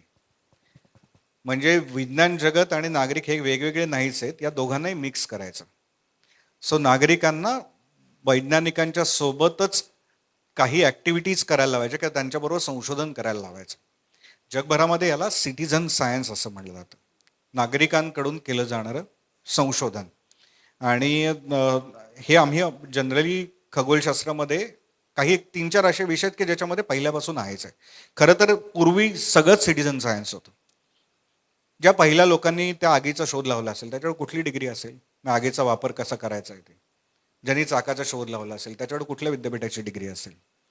पहिले जे कोणी भारतामध्ये जे काही अभ्यासक आले ज्यांनी डॉक्युमेंटेशन केलं इंग्रज, तर बरेच अधिकारी, कोणीतरी न्यायाधीश असायचा, वकील असायचा, महसूल अधिकारी असायचा आणि त्याचं दिवसभराचं काम झालं की तो बाहेर पडायचा आणि त्या भागातल्या सगळ्या वनस्पतींची नोंद करून ठेवायचा, त्या भागातल्या पक्ष्यांची नोंद करून ठेवायचा. सो पहिले जे रिसर्च पेपर पब्लिश झालेत ना हे सगळे ह्या लोकांनी केलेले आहेत. त्यांचं शिक्षण काहीतरी वेगळ्याच गोष्टींमध्ये झालंय पण त्यांनी अभ्यास म्हणून त्यांना चिकित्सक वृत्तीने त्यांना कुतूहल होतं आणि त्यांनी याचं डॉक्युमेंटेशन करायला सुरुवात केली आणि संशोधन केलेलं आहे. स्वातंत्र्योत्तर काळामध्ये भारताने काय केलं की आपल्या शिक्षण पद्धतीमध्ये आपण बॅरियर्स टाकले. म्हणजे विज्ञान, आर्ट्स आणि कॉमर्स हे तर केलंच पण विज्ञानात सुद्धा बॅरियर्स आहेत. जो फिजिक्स करणार आहे त्याला केमिस्ट्री कळायला नाही पाहिजे, जो केमिस्ट्री करणार आहे त्याला बायोलॉजी नाही कळायला पाहिजे. या लेवलपर्यंत ते बॅरियर्स आले आणि त्याच्यामुळे काय झालं की सगळेच म्हणजे त्या आपल्या वैज्ञानिक पॉसिबिलिटीज ज्या होत्या ना, प्रोबॅबिलिटी ती कमी कमी होत जाते. आज आपण या नवीन एज्युकेशन पॉलिसीमध्ये इंटरडिसिप्लिनरी सायन्सबद्दल बोलतो की तुम्ही 10 विषय एकत्र करा, तुमचं संशोधन, नवीन शोध लागायची शक्यता वाढणार आहे. जर तुम्ही एकाच भागामध्ये राहिलात तर ते एकाच विषयामधलं जे संशोधन करायचं आहे ना हे 100 वर्षांपूर्वी संपून गेलं. आपल्या भारताला एकच नोबेल पारितोषिक मिळाले रामन इफेक्ट बद्दल. प्रकाशाचं अपस्करण कसं होतं, त्या आकाश निळं कसं दिसतं वगैरे या सगळ्या गोष्टींबद्दलचं ते होतं. हे मूलभूत विज्ञानातले शोध आहेत, फिजिक्समधले मूलभूत शोध आहेत. आज एवढ्या मूलभूत शोध लागणारच नाहीत कारण त्या प्रकारचे शोध ऑलरेडी लागून गेलेले. आता त्याच्या पुढचा लेवलला चाललाय. त्यामुळे आता 2-3 विषय एकत्र करून नवीन शोध लागतात. पण हे लागताना आता भारतामधली स्थिती काय होते की स्वातंत्र्योत्तर काळामध्ये हे बॅरियर्स केल्यामुळे तो प्रॉब्लेम येत गेला आणि दुसरं की सर्वसामान्य नागरिक हे विज्ञानापासून दूर दूर दूर जात गेले. इंजिनिअरिंगचं चालू झालं जेव्हा फॅड, तर तेव्हा मूलभूत विज्ञान ज्यामध्ये संशोधन करायला पाहिजे तिथे फक्त कमी मार्क्सवालेच यायला लागले. त्यामुळे त्या संशोधनाचा दर्जा तसाही अजून खाली गेला. तर आता ही जी काही पद्धत आहे ज्याला मी सिटिझन सायन्स म्हणतोय तर त्याच्यामध्ये आमचा हेतू असा आहे, विज्ञान काय आहे हे मी मगाशी सांगितलं. निसर्ग आहे, निसर्गाचा अभ्यास, त्याच्याविषयीचं ज्ञान म्हणजे आपण विज्ञान म्हणतो. मग हे कुठून येतं तर माणसाच्या मनामध्ये जे कुतूहल आहे त्या कुतूहलाचं एक्सप्लोअर करायचा प्रयत्न केला. ते कुतूहल शमवण्यासाठी तुम्ही काही प्रयोग करता, अजून शोधायचा प्रयत्न करता. तर ही मूलभूत गोष्ट आहे. त्याच्यामध्ये हे महत्त्वाचं नाही की तुमच्याकडे डिग्री कोणती आहे. सो तुम्हाला प्रश्न पडणं सगळ्यात महत्त्वाचं, हे महत्त्वाचं आहे. आणि प्रश्न सगळ्यांनाच पडू शकतो, कोणालाही पडू शकतात. आणि त्याचा जर तुम्ही शोध घ्यायचा प्रयत्न केला तर तुमच्या हातात जे तथ्य येतील ते विज्ञान असेल. त्याच्यासाठी काही गोष्टी फॉलो करायला लागतील, मेथोडॉलॉजी असते ती फॉलो केली तर कोणालाही ते जमू शकतं. आणि जर भारतासारख्या देशामध्ये आपण जर विचार केला तर ऑलरेडी हे जे कोणी चांगले बुद्धिमत्ता असलेली लोक आहेत ती वेगवेगळ्या क्षेत्रात ऑलरेडी स्थिरस्थावर झाली आहेत. आता त्यांच्याकडे पैसा पण आहे, वेळ पण आहे. तर छंद म्हणून उगाच कुठेतरी शनिवार रविवारी जाण्यापेक्षा त्यांनी या प्रकारे संशोधन करायला सुरुवात केली तर देशाला सुद्धा फायदा होईल. अनेक प्रश्न आहेत जगभरामधले की ज्याच्यावरची उत्तर आपल्याला सापडत नाहीत. कदाचित या लोकांनी डोकं लावलं तर ते सापडू शकतील. आणि याचा एक काय म्हणता येईल उदाहरण आम्ही स्वतःच घालून दिलं किंवा तो प्रयोग आम्ही करायचा ठरवला आणि त्याच्यामध्ये आम्हाला यश मिळालं असं आपण म्हणू शकतो. 2014 मध्ये एक दुर्घटना घडली पुणे जिल्ह्यामधल्या आंबेगाव तालुक्यामध्ये. 30 जुलै होता आणि सकाळी 7 वाजता एक ST बस त्या खोऱ्यामध्ये जात असते, आंबेगावच्या खोऱ्यामध्ये. आहुपेचं खोरं म्हणतात. भरपूर पाऊस होता आणि रात्री ती बस तिथून लोकांना सोडून गेली आणि ती आहुपेला गेली, मुक्कामी असते आणि आहुपेवरून परत ती घोडेगावला यायला लागली. आणि सकाळी ज्या एका गावाच्या इथे येऊन थांबली आणि बघते तर रात्री इथं गाव होता, गावच नाहीये, माळीण. सो अख्खाच्या अख्खा डोंगराचा एक भाग येऊन घसरून त्या गावावर कोसळला होता. 151 लोक त्याच्यामध्ये गाडले गेले. सकाळी 7ची वेळ होती. जे काही लोक सकाळी शेतात पाणी साठलं होतं ते सोडण्यासाठी गेले होते, 4-5 लोक ते वाचले आणि बाकीचे सगळेच्या सगळे, पाऊस तुफान होता, कोणी घरातून बाहेरच पडत नव्हतं. ही घटना घडल्यानंतर अर्थात मी प्रोजेक्ट मेघदूत आमचा सुरू झालेला होता, हवामान कव्हर करत होतो, त्यामुळे 24 तासांच्या आत तिथे पोहोचलो. 24 तास काय, त्याच दिवशी संध्याकाळी पोहोचलेलो होतो. ते बघितल्यानंतर तिथे जाईपर्यंत लोकांच्या बऱ्याच अफवा चालू झाल्या की कशामुळे झालं होतं. चॅनल्सचे फोन येत होते, काय काय त्याच्यावर चर्चा चालू झाल्या होत्या. एक तर खूप वर्षानंतर एवढी मोठी घटना महाराष्ट्रामध्ये घडत होती. त्याच्या आधी 2005ला इथे कोकणामध्ये अनेक ठिकाणी महाडच्या जवळ जोई नावाचं गाव आहे, तिथे पण बरेच लोक त्याच्यामध्ये गेलेले होते. त्याच्या आधी 1989ला भाज लेणी जी आहे ना, ते गाव सुद्धा असंच एका याच्यामध्ये गाडलं गेलं होतं. सो ही अनेक वर्षांनी घटना घडत असल्यामुळे त्याच्याविषयीची नेमकी कारणं समोर येत नव्हती. पण तिथे जाईपर्यंत काही लोकांनी सांगितलं की बरं एक तलाव होता, तो फुटून ते सगळं खाली आलं म्हणून झालं. पुण्यातल्या काही तज्ज्ञांनी, पर्यावरण तज्ज्ञांनी, खूप मोठी नाव आहेत आंतरराष्ट्रीय दर्जाची, त्यांनी सांगायला सुरुवात केली की त्या भागामध्ये पवनचक्क्या आहेत त्याच्यामुळे झालं. मी प्रत्यक्ष तिथे जाऊन पोहोचलोय, मी बघतोय सगळं आणि दिसतं की इथून पवनचक्की 50 किलोमीटरच्या आसपास पण नाही. तर पवनचक्क्यांमुळे कसं काय होईल? लोक सांगत होते की वरचा तलाव फुटला. तर पत्रकार आहे त्यामुळे मला रिपोर्टिंग करायचं आहे म्हणून तो अख्खा डोंगर मागच्या बाजूने चढून गेलो मी. वर जाऊन बघितलं, वर तलाव बिलाव काहीच नव्हता.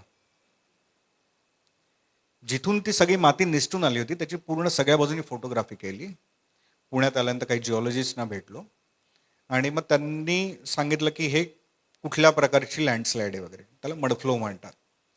आणि बेसिकली झालं काय होतं की डोंगराच्या वरच्या भागामध्ये जिथे झाडी जास्त होती, एक खळगा होता, त्या खळग्यामध्ये झाडी भरपूर आलेली होती, त्याच्यामध्ये पाणी साठलं. खूप म्हणजे सलग 6-7 दिवस पाऊस चालूच होता आणि शेवटच्या दिवशी 300-400 मिलीमीटर पाऊस हा 2-3 तासामध्ये पडला पहाटे. आणि त्यामुळे त्या सगळ्या भागामध्ये गाळ तयार झाला. आता त्याच्यामध्ये होती झाडं. खाली गाळ झाल्यानंतर, झाडं असल्यानंतर इम्बॅलन्स झाला. त्याच्या खाली होता कातळ. सो त्या सगळ्या बसल्ट रॉकवरून हे गुरुत्वाकर्षणाने खाली घसरून आलं. तर आपण जे सांगत असतो की झाडं लावा, दरडी कोसळणार नाहीत, इथं उलट आहे. झाडं कुठे आहेत ह्याला पण महत्व आहे. झाडं जर डोंगराच्या वर असतील, खाली वस्ती करू नये. ते खाली असतील तर वरून येणारे दगड रोखू शकेल, पण झाडं आहेत याचा अर्थ काय आहे, त्या ठिकाणी मातीची डेप्थ आहे. मातीची डेप्थ आहे म्हणजे इथं पाणी साठवू शकतं. पाणी साठवू शकतं म्हणजे ते घसरूनही येऊ शकतं. आता हे सांगितलंच जात नाही आपल्याला, संकल्पनाच वेगळ्या. हे प्रत्यक्ष तिथं गेल्यानंतर समजलं. मग आम्ही 20 वर्षांमधल्या नोंदी शोधून काढल्या की अशा घटना याच्या आधी कधी घडलेल्या आहेत, त्यावेळेस किती पाऊस पडलेला आहे. आणि मग आमच्या हातामध्ये एक सूत्र मिळालं की इतका पाऊस झाल्यानंतर दरडी कोसळतात. मग आम्ही दुसऱ्या वर्षी 2015मध्ये एक प्रयोग केला की एवढा पाऊस चालू आहे, आपण ह्या भागावर लक्ष ठेवूया. कुठे दरडी कोसळल्या त्याचा मॅप आम्ही तयार करून ठेवलेला होता. म्हणजे कुठली क्षेत्र दरड प्रवण क्षेत्र आहेत, त्या भागावर पाऊस किती पडतो याच्यावर कंटिन्युअसली लक्ष ठेवलं आणि आम्ही प्रिडिक्ट करायला सुरुवात केली की आता दरड कोसळू शकते, जाहीर करायला सुरुवात केली. आणि जवळपास 70% त्याला ॲक्युरेसी मिळाली. 2016 पासून आम्ही ॲक्युरेसी आणली. आता 80% ॲक्युरेसीने आम्ही सांगतो सह्याद्रीमध्ये कुठे दरडी कोसळतील. नाव घेऊन सांगतो की या ठिकाणी, या जिल्ह्यात नाही. इरशाळवाडीच्या वेळेस सांगितलं की माथेरानला माथेरान परिसरामध्ये दरड कोसळणार, 5 किलोमीटर पण डिस्टन्स नाही आहे. सो हे कशामुळे झालं बरं, परत रिव्हील करतो की हे करणारं कोण आहे. समजा मी जर त्याला पुढाकार घेतला एक पत्रकार म्हणून, माझं सायन्स ग्रॅज्युएशन नाही आहे, मी विज्ञान पत्रकारिता करतोय आणि हे सतर्क सारखं एक मॉडेल आम्ही डेव्हलप केलेलं, गरजच नाही आहे ना. माझ्या मनात कुतूहल आहे, ते एक्सप्लोअर करण्यासाठी लागणारी जी सायंटिफिक मेथोडॉलॉजी आहे ती मी फॉलो करतोय, तर गरज नाही की तुमच्याकडे PhDची डिग्री असायला पाहिजे. बरं, आता हे तयार झाल्यानंतर, हे तयार व्हायच्या आधी आम्ही ऑलरेडी IMDला विचारलं, GSIला तेव्हा विचारलं, हे तेव्हाची गोष्ट आहे, आता बऱ्याच गोष्टी बदलल्या आहेत. तर ते IMD म्हणाले की आम्ही अशा प्रकारचं फोरकास्ट देत नाही, पण कोणी आम्हाला विचारलं की कुठे किती पाऊस पडणार तेवढं आम्ही सांगू शकतो. GSIला तेव्हा विचारलं, GSI म्हणलं आमचं मॅन्डेट असं नाही की लँडस्लाईड प्रिडिक्शन द्यायला पाहिजे. करणार कोण? भारतात सिस्टीमच नव्हती. म्हणलं मग आपणच करून बघू, आणि ते करायला सुरुवात केली. ते टेक्निक जे वापरले आज GSIने सुरू केले, सेम टेक्निक वापरतात. 10 वर्षांनंतर त्यांनी ते चालू केलं, आम्ही चालू केल्याच्या नंतर. आणि पण हे आमचं ऐकणार कोण? की नागरिकांनी केलं, तुम्ही कोण सांगणार आहे? असं थोडीच असतं. मग आम्ही त्याचा रिसर्च पेपर पब्लिश केला. तो इंटरनॅशनल लँड नावाचं इंटरनॅशनल जर्नल आहे. त्याच्यामध्ये सेंटर फॉर सिटिझन सायन्स आमची संस्था आणि टेक्सास युनिव्हर्सिटी यांचा जॉईंट रिसर्च पेपर पब्लिश झाला. आता लोक मानतायत, आणि ज्यावेळेस हे पब्लिश झाला तेव्हा या क्षेत्रातली जगातली सगळ्यात नामवंत संस्था आहे अमेरिकेमधली, तर त्यांनी अमेरिकन जिओफिजिकल युनियन, त्यांनी त्यांच्या मॅगझिनवर खास या सतर्कवर एक वेगळा लेख लिहिला की भारतातल्या नागरिकांनी कसं एकत्र येऊन लँडस्लाईड प्रिडिक्शन सिस्टीम डेव्हलप केली. तो मगाचा तुम्ही जो प्रश्न विचारलाय तर त्याला उत्तर हे आहे की आताचं कम्युनिकेशन बदलावं लागणार आहे. नुसतं एकाने सांगणं एकाने ऐकणं असं नाही, तर हे कृतिशील क्रियाशील अशा पद्धतीने गोष्टी होणं शक्य आहे. सो इथे बसलेल्यापैकी काही जणांना जरी वाटलं की अरे आपण पण असं काही करू, 100% शक्य. आणि हे फक्त काही हवामानातच करायला पाहिजे असं काही नाही. असे अनेक उदाहरणं आहेत आमच्याकडे. तुम्हाला ज्या विषयावर आवड आहे त्या विषयामध्ये आपण संशोधन करू शकतो. काहीच गरज नाही, कारण तुमच्या मनात माणूस आहे, आपल्या मनामध्ये कुतूहल आहे, तर आपण संशोधन करू शकतो. संशोधनामध्ये म्हणजे विज्ञान पत्रकारिता करताना, संशोधन करताना वेगवेगळे प्रयोग समोर येतात किंवा वेगवेगळ्या गोष्टी समोर येतात आणि ज्या खूप वेगळ्या असतात. तुमच्या ब्लॉगवरती मी वाचलंय की बाटलीबंद संदेशाचा प्रयोग किंवा 9 किलोमीटरचा ढग. आता आपण इथे रस्ता मोजत नाही किती किलोमीटर आहे, ढग कोण मोजणार आहे? तर नेमकं हे कुतूहल कसं, म्हणजे ह्याच्याबद्दल थोडंसं सांगा, कारण हे इंटरेस्टिंग आहे की बाटलीबंद संदेश म्हणजे नेमकं काय? नाही, पूर्वी ना तो एक प्रयोग केला जायचा, अजूनही असतं बऱ्याचदा. अशा त्याच्यात रिपोर्ट तुम्हाला बघायला मिळतात की पूर्वी काही जण एक संदेश त्याच्यामध्ये लिहून टाकायचे, आणि तो कितीही लांब जाऊ शकतो आणि किती वर्षानंतर मिळू शकतो. आज या वेळेस ही घटना घडली. आपण पूर्वी जसं काय म्हणता येईल, शिलालेख करायचं, काय ताम्रपट असायचे, तर त्या प्रकारचे तो संदेश असायचा. पण तो ज्यावेळेस ज्या भागामध्ये मिळेल, तर काही वेळा त्याच्यामधून सायंटिफिक इन्फॉर्मेशन दिली जायची. सो त्याच्यावरून, ज्या भागामध्ये मिळेल त्याच्यावरून तुम्हाला जिथे मिळेल तर किती तारखेला त्या बाटली तिथून निघाली आहे आणि किती तारखेला कुठे जाऊन पोहोचली, याच्यावरून त्या सागराचे प्रवाह कसे आहेत हे सुद्धा त्याच्यामधून त्याची इन्फॉर्मेशन मिळायची, ज्या दिवशी त्या कोणाला मिळेल. सो त्या अशा अनेक वेगवेगळ्या गोष्टींसाठी त्या बाटलीबंद प्रयोग तो केला गेलेला होता. आता 9 किलोमीटर उंचीचा ढग, त्याच्यामध्ये नुकतंच सोशल मीडियामध्ये ट्रोलिंग नावाचा प्रकार सुरू झाला होता. आणि त्या ट्रोलिंगमध्ये मुंबईमध्ये त्या वर्षी खूप खड्डे पडले होते. काही जणांनी त्याच्यावरून BMC त्यावेळेस शिवसेनेकडे होता, आणि त्यावेळेस बऱ्याच जणांनी ट्रोलिंग केलं. आणि तेव्हा आपत्ती व्यवस्थापनाने उद्धव ठाकरेंना सांगितलं की त्यावेळेस एवढा उंचीचा ढग होता, म्हणून सगळ्या खूप क्लाउड बस सारखी स्थिती तयार झाली, कमी वेळामध्ये जास्त पाऊस झाला. तेव्हा लोकांनी हे केलं, की अरे 9 किलोमीटर उंचीचा ढग असतो का, काय सांगतायत हे? 9 काय 15 किलोमीटर उंचीचे ढग असतात. त्या ढगाचा तळ आपल्यापासून 700-800 मीटरवर असतो, तिथपासून ते 15 किलोमीटर उंचीपर्यंत हे ढग जातात. जे कमी वेळामध्ये जास्त पाऊस देणारे ढग असतात यांची उंची तेवढीच असते. ज्यांच्यामधून विजा कोसळतात, ज्याच्यामधून गारा पडतात, हे साधारणतः सर्वसाधारण त्याची उंची ही 10 किलोमीटरची असते. आपण कधी ही माहिती घेण्याचा प्रयत्नच करत नाही, त्यामुळे आपल्याला असं वाटतं की काही बळतात. हां, पण त्या प्रकारचे ढग आणि मान्सूनचे ढग यांच्यामध्ये फरक असतो. मान्सूनचे ढग हे प्रवाहासोबत येणारं बाष्प आहे, आणि मान्सूनचा प्रवाह हा समुद्र सपाटीपासून साधारणतः 4.5 ते 6 किलोमीटर उंचीपर्यंत असतो. त्यामुळे मान्सूनच्या ढगांच्यामुळे मिळणारा जो पाऊस असतो हा साधारणतः रिमझिम स्वरूपाचा असतो, दिवसभरात कधी पण चालू असतो. मान्सून काळामध्ये तुम्हाला रेनकोट छत्री घेऊन बाहेर पडावंच लागतं. मान्सूनच्या आधीचा आणि नंतरचा पूर्वमोसमी किंवा मान्सूनोत्तर जो पाऊस असतो, वादळी पाऊस असतो, जसा आता सुरू आहे, तर तो दुपारनंतरच होणार आहे. दुपारनंतर ज्यावेळेस जमीन तापणार आहे, त्या भागावरची हवा वर जायला लागेल, त्याच्यासोबत बाष्प वर जातं आणि मग हे असे उंच ढग तयार होतात की ज्याच्यामधून गारांसह विजांसह पाऊस पडतात. आणि असे जे ढग तयार होतात त्यांच्यामुळे होणारं नुकसान जास्त असतं, कारण कमीत कमी वेळामध्ये जास्तीत जास्त पाऊस होत असतो.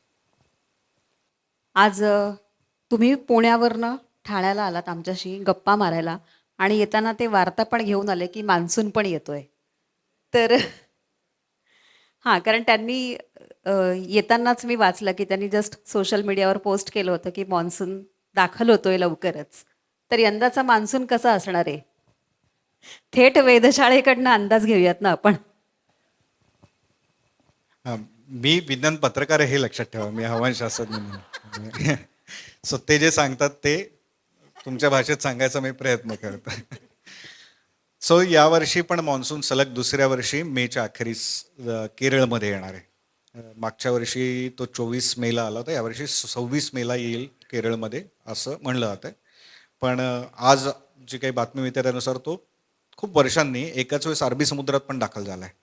म्हणजे जेव्हा तो बंगालच्या उपसागरात वर जातोय, म्हणजे अंदमानची बेटं अर्धी त्यांनी कव्हर केली आहेत, पोर्ट ब्लेअर किंवा त्याच्या थोडं वरपर्यंत. निकोबार बेटं सगळी कव्हर झालेलीच आहेत.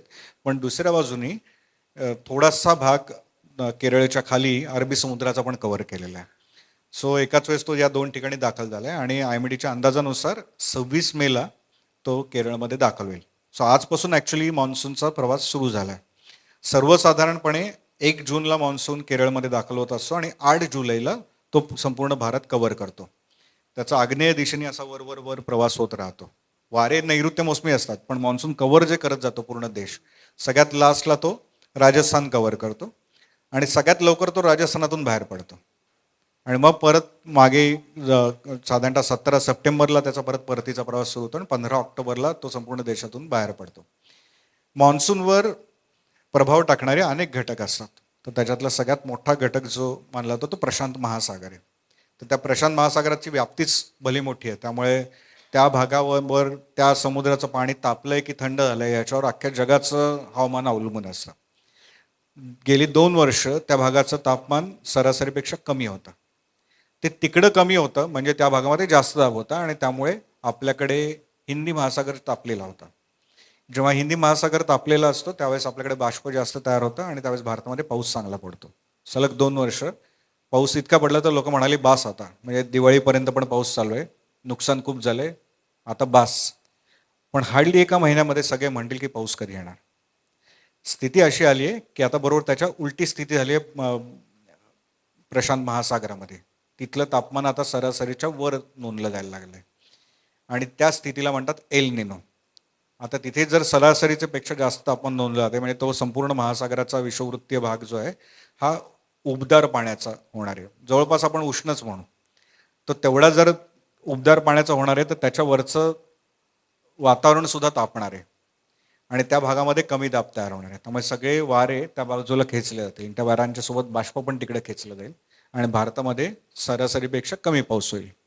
जेव्हा जेव्हा अशा घटना घडलेल्या आहेत, लेटेस्ट 50 वर्षांमधले रिपोर्ट असं सांगतात की 70% जास्त वेळेला भारतामध्ये पाऊस कमी झालेला आहे जेव्हा तिकडे एल निनो झालेला आहे.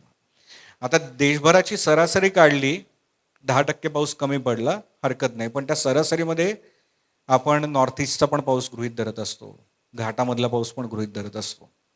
तर त्यामुळे त्या पावसाचे आकडे तुम्हाला न्यूट्रल करू शकतात. पण लोकल लेवलला बघितलं तर काही जिल्हे असे निघतील की जिथे सरासरीपेक्षा 60% पाऊस कमी झाला आहे, 70% पाऊस कमी झाला आहे. मग तिथल्या शेतीवर, तिथल्या पिण्याच्या पाण्यावर सगळ्यावरच तो परिणाम होतो. आणि हा एल निनो आत्ता मान्सूनच्या आगमनासोबत जूनमध्ये तयार होतोय. तो त्याच्या पीकला पोचणारे पुढच्या येत्या डिसेंबरला. त्याच्यानंतरही तो सुरू राहू शकतो आणि जर पुढच्या वर्षी पण सुरू राहिला तर पुढच्या वर्षीच्या मान्सूनवर पण त्याचा प्रभाव राहणार आहे. पुढच्या वर्षीचा उन्हाळा अतिशय तीव्र असेल. उन्हाळा तीव्र असला, उष्णतेच्या लाटा वाढणार, पाण्याचं बाष्पीभवन लवकर होणार. सो पिण्याच्या पाण्याची टंचाई पुढच्या वर्षी राहणार. पुढच्या वर्षी पण पाऊस कमी पडला तर आत्तापेक्षा आणखीन वाईट स्थिती असेल.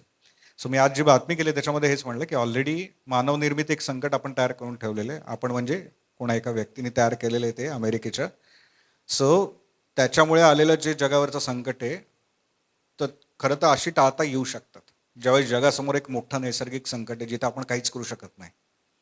आणि हे फक्त भारताला नाही, हे जगाला आहे. अमेरिकेमध्ये सुद्धा काही भागांमध्ये वणवे लागतात, काही भागांमध्ये दुष्काळ येतात, काही भागांमध्ये महापूर येतात. म्हणजे 2 वेगवेगळ्या भागांमध्ये वेगवेगळ्या कंडिशन्स अमेरिका खंडामध्ये बघायला मिळतात. भारतामध्ये दुष्काळाची स्थिती असते. सो एक मोठं संकट जगासमोर एल निनोच्या रूपाने येतं आणि काही जणांचं असं म्हणणं आहे, काही अंदाज असे वर्तवत आहेत की याची तीव्रता इतिहासामधली सगळ्यात जास्त राहणार आहे. म्हणजे नॉर्मल टेम्परेचर समजा 27°C असेल समुद्राचं, तर त्याच्यापेक्षा 27.5 अंशांपेक्षा वर सलग नोंदलं गेलं तर एल निनो स्थिती असते, किंवा 0.5 पेक्षा पण कमी, म्हणजे 26.5 पेक्षा खाली नोंदलं गेलं तर ला निना स्थिती असते. तर यावेळेस ते 30 अंश किंवा त्याच्यापेक्षा जास्त नोंदलं जाईल असं म्हणतात. आणि जर तसं झालं तर त्याचे परिणाम म्हणजे 1 वर्ष नुसतं एल निनो आला तर जगभरामधले कोरल्स 60% 70% ब्लिचिंग होतं. त्या कोरल्सवर पूर्ण मासेमारी पण अवलंबून आहे, सगळ्याच गोष्टी अवलंबून असतात. म्हणजे जगाच्या अर्थव्यवस्थेवर परिणाम होईल. आणि ही जी काही हीट प्रशांत महासागराची ती वातावरणात येणार आहे. सो त्यामुळे पुढचं वर्ष हे आत्तापर्यंतचं रेकॉर्डवरचं सगळ्यात काय तापदायक असं आपल्याला म्हणता येईल वर्ष ठरू शकतं. सो ही मोठी आव्हानं आहेत. त्यामुळे आता सगळ्यांनीच सतर्क राहणं, पाणी व्यवस्थित वापरणं, म्हणून राज्य सरकारने सुद्धा ते प्रयत्न अगदी आधीपासूनच सुरू केलेत की आत्ता पाऊस कसा येणार हेही आपल्याला माहिती नाही. ऑगस्टपर्यंतचं पाणी आपल्याला टिकून ठेवायचं आहे. आणि आत्ता प्रेडिक्शन असं सांगत आहे की दर महिन्यामध्ये सरासरीपेक्षा पाऊस कमी राहील. एखाद्या महिन्यामध्ये जास्त राहील वगैरे असं नाही. 4 महिन्यात पावसाचे 4ही महिन्यांमध्ये पाऊस सरासरीपेक्षा कमी राहण्याची शक्यता आहे. त्यांच्याकडे जे बोलण्याचे विषय आहेत ते खरं तर आणखीन कितीही वेळ आपण असे बसून बोलू शकतो, इतके विषय आहेत आणि इतकं काही बोलण्यासारखं बरंच काही इंटरेस्टिंग आहे. आपलं कुतूहल जास्तीत जास्त जागवणारं आहे, पण कुठेतरी आपल्याला वेळेचीही मर्यादा आहे. त्यामुळे आपण इथे थांबणार आहोत. पण एक शेवटचा प्रश्न मी विचारते, कारण तो अत्यंत महत्त्वाचा आहे. मॉन्सून हा विषय तुमचा आहे किंवा एकूणच हे सगळे विषय विज्ञान पत्रकारिता करताना तुम्ही हाताळताय, पण मॉन्सून या विषयावरचा तुम्ही शब्दकोश तयार करताय. तर त्या प्रयोगाबद्दल आम्हाला एकदा सगळ्यांना सांगा आणि मग आपण समारोप करूया. सो प्रोजेक्ट मेघदूतचं उद्दिष्ट आमचं असं होतं की जे काही डॉक्युमेंटेशन येईल याचा सगळ्यांना फायदा व्हावा. बेसिकली आमची थेरी पहिल्यापासूनच अशी होती की भारत हे राष्ट्र म्हणून तयार झालं हेच मुळे मॉन्सूनमुळे. आणि त्यामुळे त्याचे जे काही सांस्कृतिक पैलू आहेत की मॉन्सूनवरचं आपलं अवलंबित्व कसं आहे हे शोधून काढणं. म्हणजे सरस्वती नदीचं मी तुम्हाला सांगितलं उदाहरण की सरस्वती नदीच्या मार्गाने आम्ही प्रवास केला. तर ती सरस्वती लुप्त झाली आपण म्हणतो. महाभारतामध्ये त्याचे उल्लेख आहेत की काही भागामध्ये सरस्वती तळ्यांच्या स्वरूपामध्ये दिसते जेव्हा बलराम सरस्वती परिक्रमेला निघालेले होते. सो तो जो कालावधी आपण बघितला तर तो साधारणतः 3900 वर्षांपूर्वीचा आहे. आणि असं दिसून येतं की मान्सून 3900 वर्षांपूर्वी एकदम ड्राय, काही वेळा तो ड्राय व्हायला सुरुवात झाली. 3900 वर्षांपूर्वी भारतामध्ये सलग 200 वर्ष दुष्काळ होते, दुष्काळी स्थिती होती. आणि भारतात नाही, जगभरात होती. क्लायमेट चेंज आपल्याला म्हणता येईल एक मोठा. आता सलग 2-3 वर्ष दुष्काळ झाल्यानंतर काय होतं तर अर्थव्यवस्था कोलमडते. सलग 200 वर्ष दुष्काळ म्हणजे फक्त अस्तित्वाची लढाई. तर त्या काळामध्ये त्या भागामध्ये राहणारे जे लोक आहेत ना, हडप्पा, मोहेंजोदडो वगैरे आणि सरस्वती नदी काठी, हे सगळेजण वेगवेगळ्या भागांमध्ये शिफ्ट झाले. सो सरस्वतीच्या काठचे काही लोक नंतर सिंधूच्या काठी गेले, काही जण गंगेच्या काठी आले, देशात खाली नर्मदेपर्यंत आले. तर हे शिफ्टिंग आपल्याला पूर्ण त्याच्यामध्ये दिसून येतं. याच काळामध्ये आपल्याला दिसून येतं की राजस्थान, गुजरात सारखे जे कमी पावसाचे प्रदेश आहेत तो वाळवंटच त्या काळामध्ये तयार झालेले. आणि त्या भागामध्ये पाणी साठवण्याच्या पद्धती विकसित झाल्या की ज्या भागामध्ये पाऊस कमी आहे त्या लोकांकडे पारंपरिक ज्ञान चांगलं हे आम्हाला दिसून आलं. आणि त्यांनी पाणी साठवायचं, त्यांना पाण्याचं महत्त्व पण लक्षात आलेलं आहे. जर तुम्ही धोलावीराला कधी भेट दिली तर त्या भागामध्ये गुजरातमध्ये कच्छमध्ये आहे. सो तिथे सरस्वतीच्या 2 मनहर आणि मंदसर अशा 2 उपनद्या तिथून व्हायच्या. त्याच्यावर बांध घालून त्या लोकांनी त्या काळामध्ये ते पाणी साठवून आणून 7 टाक्यांमधून त्यांनी फिरवलेलं होतं. सो हे 5-6 हजार वर्षांपूर्वी पासून आपल्या लोकांकडे ही कला आहे की पाणी जपून कसं वापरायचं. राजस्थानमध्ये तुम्ही गेलात तर 10-15 वेगवेगळ्या प्रकारच्या पाणी साठवण्याच्या पद्धती दिसून येतात. त्या भागामधल्या लोकांनी जर तुम्ही बघितलं तर एकतर तिथे दुग्ध व्यवसाय चांगला आहे. गुजरात, राजस्थानमध्ये अमूल गुजरातमधलंच आहे. आणि व्यापारी लोक आहेत, शेतकरी कमी आहेत. सो इथलं कुठल्याही बाजारपेठेमध्ये तुम्ही फिरलात तर 10 पैकी 7-8 जण राजस्थानी असेल, मारवाडी असेल. सो मारवाड म्हणजे ज्या भागामध्ये वाळवंटी प्रदेश, मारवाड याचा अर्थच वाळवंटी प्रदेश आहे. तर तिथली लोक इकडे काय ते व्यापारात काय आहेत, कारण तिथे पाऊस नाही आहे. जर पाऊस असता तर ही लोक शेतकरी झाले असते, ते व्यापारी झालेत. सो भारताची सामाजिक रचना सुद्धा पावसाच्या वितरणानुसार आहे. सो पाऊस विविधतेत एकता आपण म्हणतो. सो विविधता ही पावसाच्या वितरणातली विविधता आहे, भारतातली विविधता. महाराष्ट्राचा जर आपण विचार केला, कोकण. सो कोकणी माणसांची भाषा एकसारखी आहे, खानपान एकसारखं आहे, घरांची रचना एकसारखी आहे. ठीक आहे. किंवा खानदेश घेतला तर मराठवाडा घेतला, विदर्भ घेतला, त्या भागांमधली भाषा एकसारखी आहे, खाण्याच्या पद्धती एकसारख्या आहेत, तिथली संस्कृती एकसारखी आहे, भाषा एकसारखी आहे. पण हे कशावरून आहेत, कारण तिथलं पीक एकसारखं आहे आणि पीक कशावर अवलंबून आहे तर तिथल्या पावसावर अवलंबून आहे. सो ही जी विविधता आहे देशामधली, ही पावसाच्या वितरणातली विविधता आहे. आणि एकता जी आहे की हे सगळे मिळून त्या मान्सूनवर अवलंबून आहेत. सो हे जे काही सगळं ज्ञान आहे हे एका ठिकाणी कुठेतरी आणणं आवश्यक आहे. सो आम्ही ज्या भागांमध्ये फिरलो आहे त्या भागांमधल्या लोकांकडून जे काही ज्ञान प्राप्त केलेलं आहे याचा एक कोश, मान्सून कोश तयार करण्याचं काम सुरू आहे. दरवर्षी अजूनही काही आमचं काम बाकी आहे तर ते करणार आहोत. पण एक त्यातली महत्त्वाची गोष्ट की जेवढं पॉप्युलर टाईपचं माहिती आहे की जी सर्वसामान्यांपर्यंत पोहोचवायला हवी, तर ती या जुलैपर्यंत पोहोचेल. तर पहिलं प्रोजेक्ट मेघदूतचं पुस्तक लवकरच तुमच्या भेटीला. 46व्या भागामध्ये एक अत्यंत वेगळा विषय आपण इथे घेऊन आलो आणि मयुरेश प्रभुणे सरांनी गेले 1.5-2 तास आपल्याला अक्षरशः मंत्रमुग्ध केलेला आहे. म्हणजे असा विज्ञानासारखा किचकट विषय की जो, म्हणजे मी तरी 10वी नंतर कधी विज्ञान म्हटलं की नको, विज्ञान नको असं माझं व्हायचं. पण तरीही ते जे कुतूहल माणसामध्ये असतं, ज्यावेळेस अशा गोष्टी आपण ऐकतो किंवा हे जे सगळं ऐकतो त्यावेळेस आपल्याला जाणवतं की खरोखर आपल्यामध्ये ती वृत्ती प्रत्येकामध्ये कुठेतरी असते. फक्त सिस्टीममुळे, शैक्षणिक सिस्टीममुळे आपण ते कुठेतरी, नाही आता हे आमचा विषय नाही आहे ना, आता आम्ही आर्ट्सवाले आहोत असं म्हणून तर आपण विज्ञान बाजूला करतो. पण खरं तर आपण अंतर्बाह्य विज्ञान जगत असतो, हे खरं आहे. खूप मनापासून आभार, तुम्ही आमच्या विनंतीला मान देऊन इथे आलात. आज गर्दी नसली तरी दर्दी इथे खूप आहेत. खरं तर हा हॉल भरलेला असतो, पण कदाचित मे महिन्याच्या सुट्ट्या आहेत आणि बरीचशी मंडळी गावाला गेलेली असल्यामुळे आज उपस्थिती कमी आहे. पण जी काही मंडळी इथे उपस्थित आहेत तुम्हा सगळ्यांचे मनापासून आभार. कारण तुमच्याशिवाय गप्पांचा 46वा प्रयोग असा यशस्वी झाला नसता. आणि यूट्यूबच्या माध्यमातून देखील जे जे प्रेक्षक आम्हाला बघतात, नेहमी प्रोत्साहन देतात, त्यांचे देखील मनापासून आभार. आणि पुढच्या भागामध्ये अशाच एका वेगळ्या विषयासह, एका वेगळ्या वक्त्यासह आपण नक्कीच भेटूयात. धन्यवाद.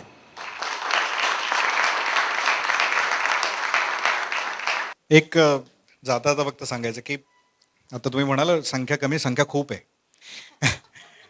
विज्ञान हे ऐकून सुद्धा इतके जण आले. मगाशी एक मुद्दा सांगायचा फक्त राहिला, तो सगळ्यांनीच लक्षात ठेवा. संख्या जमवणं हे काही अवघड नाही गोष्ट. तुम्हाला काही वेगळ्या पद्धतीने मांडली केली तर ते येऊ शकतात. पण भारतामध्ये म्हणजे आमचं काम का महत्त्वाचं आहे किंवा ह्या सगळे प्रयोग कशासाठी झालेत की भारत तेव्हा प्रगत होऊ शकेल ज्यावेळेस भारताच्या समाजामध्ये विज्ञान असेल, मुख्य प्रवाहात विज्ञान असेल. आपण जसं वर्ल्ड कप जिंकून आल्यानंतर रस्त्यावर उतरून सगळ्या क्रिकेट यांचं पटूंचं आपण स्वागत करतो, किंवा एखादं टी व्हीवरची नुसती मालिका जिंकली तरीसुद्धा आपण त्यांना फेमस करतो. तर क्रीडा असेल किंवा सांस्कृतिक काही गोष्टी असतील तर हे समाजाच्या मुख्य प्रवाहाचा भाग आहेत. पण 100 वर्ष आपल्या आता नोबेल मिळून होतील आपल्या भारतीयाला, पण अजूनही विज्ञान आपल्या मुख्य समाजाचा प्रवाहाचा भाग नाही आहे. तुम्ही जसं एकमेकांशी क्रिकेट डिस्कस कराल, सांस्कृतिक गोष्टी डिस्कस कराल, पॉलिटिक्स डिस्कस कराल, तसं सायन्स किती डिस्कस करतात. ते देश का पुढे आहेत? कारण त्यांच्या देशांमध्ये 400-500 वर्षांपासून या गोष्टी सुरू आहेत. त्यांच्या रुटीनचा भाग आहे. एकमेकांशी डिस्कस करण्यापासून, लहान मुलांपासून वयोवृद्धांपर्यंत गप्पांमध्ये विज्ञानाचे विषय असतात. तर आपल्या समाजाचा रुटीनचा तो जेव्हा भाग होईल ना विज्ञान, तेव्हा आपले प्रश्न अर्ध्यापेक्षा जास्त असेच चुटकीसरशी सुटतील. आणि ते नाही आहेत म्हणून आता सध्या ज्या काही बातम्या आपल्याला बघायला मिळत आहेत, ज्या दुर्दैवी बातम्या आहेत महाराष्ट्रासाठी, पुरोगामी महाराष्ट्रामध्ये आपण म्हणतो, पण ते बघायला मिळत आहेत कारण आपल्या समाजाचा तो भाग नाही. आपण भविष्याकडे जाणं आवश्यक आहे. आपण अधिकाधिक इतिहासात चाललो आहे. सो हे कार्यक्रम खूप महत्त्वाचे आहेत आणि खास मी सरांचा आभार मानतो, गप्पांच्या टीमचे आभार मानतो की या निमित्ताने तुम्ही एक विज्ञानाचा विषय घेतला. माझं असं म्हणणं की वर्षातून एक तरी विज्ञानाविषयीचा कार्यक्रम तुम्ही ठेवावा, तरच अशा सगळ्यांच्या प्रयत्नांमधूनच आपण विज्ञानाला मुख्य प्रवाहात आणू शकू. धन्यवाद.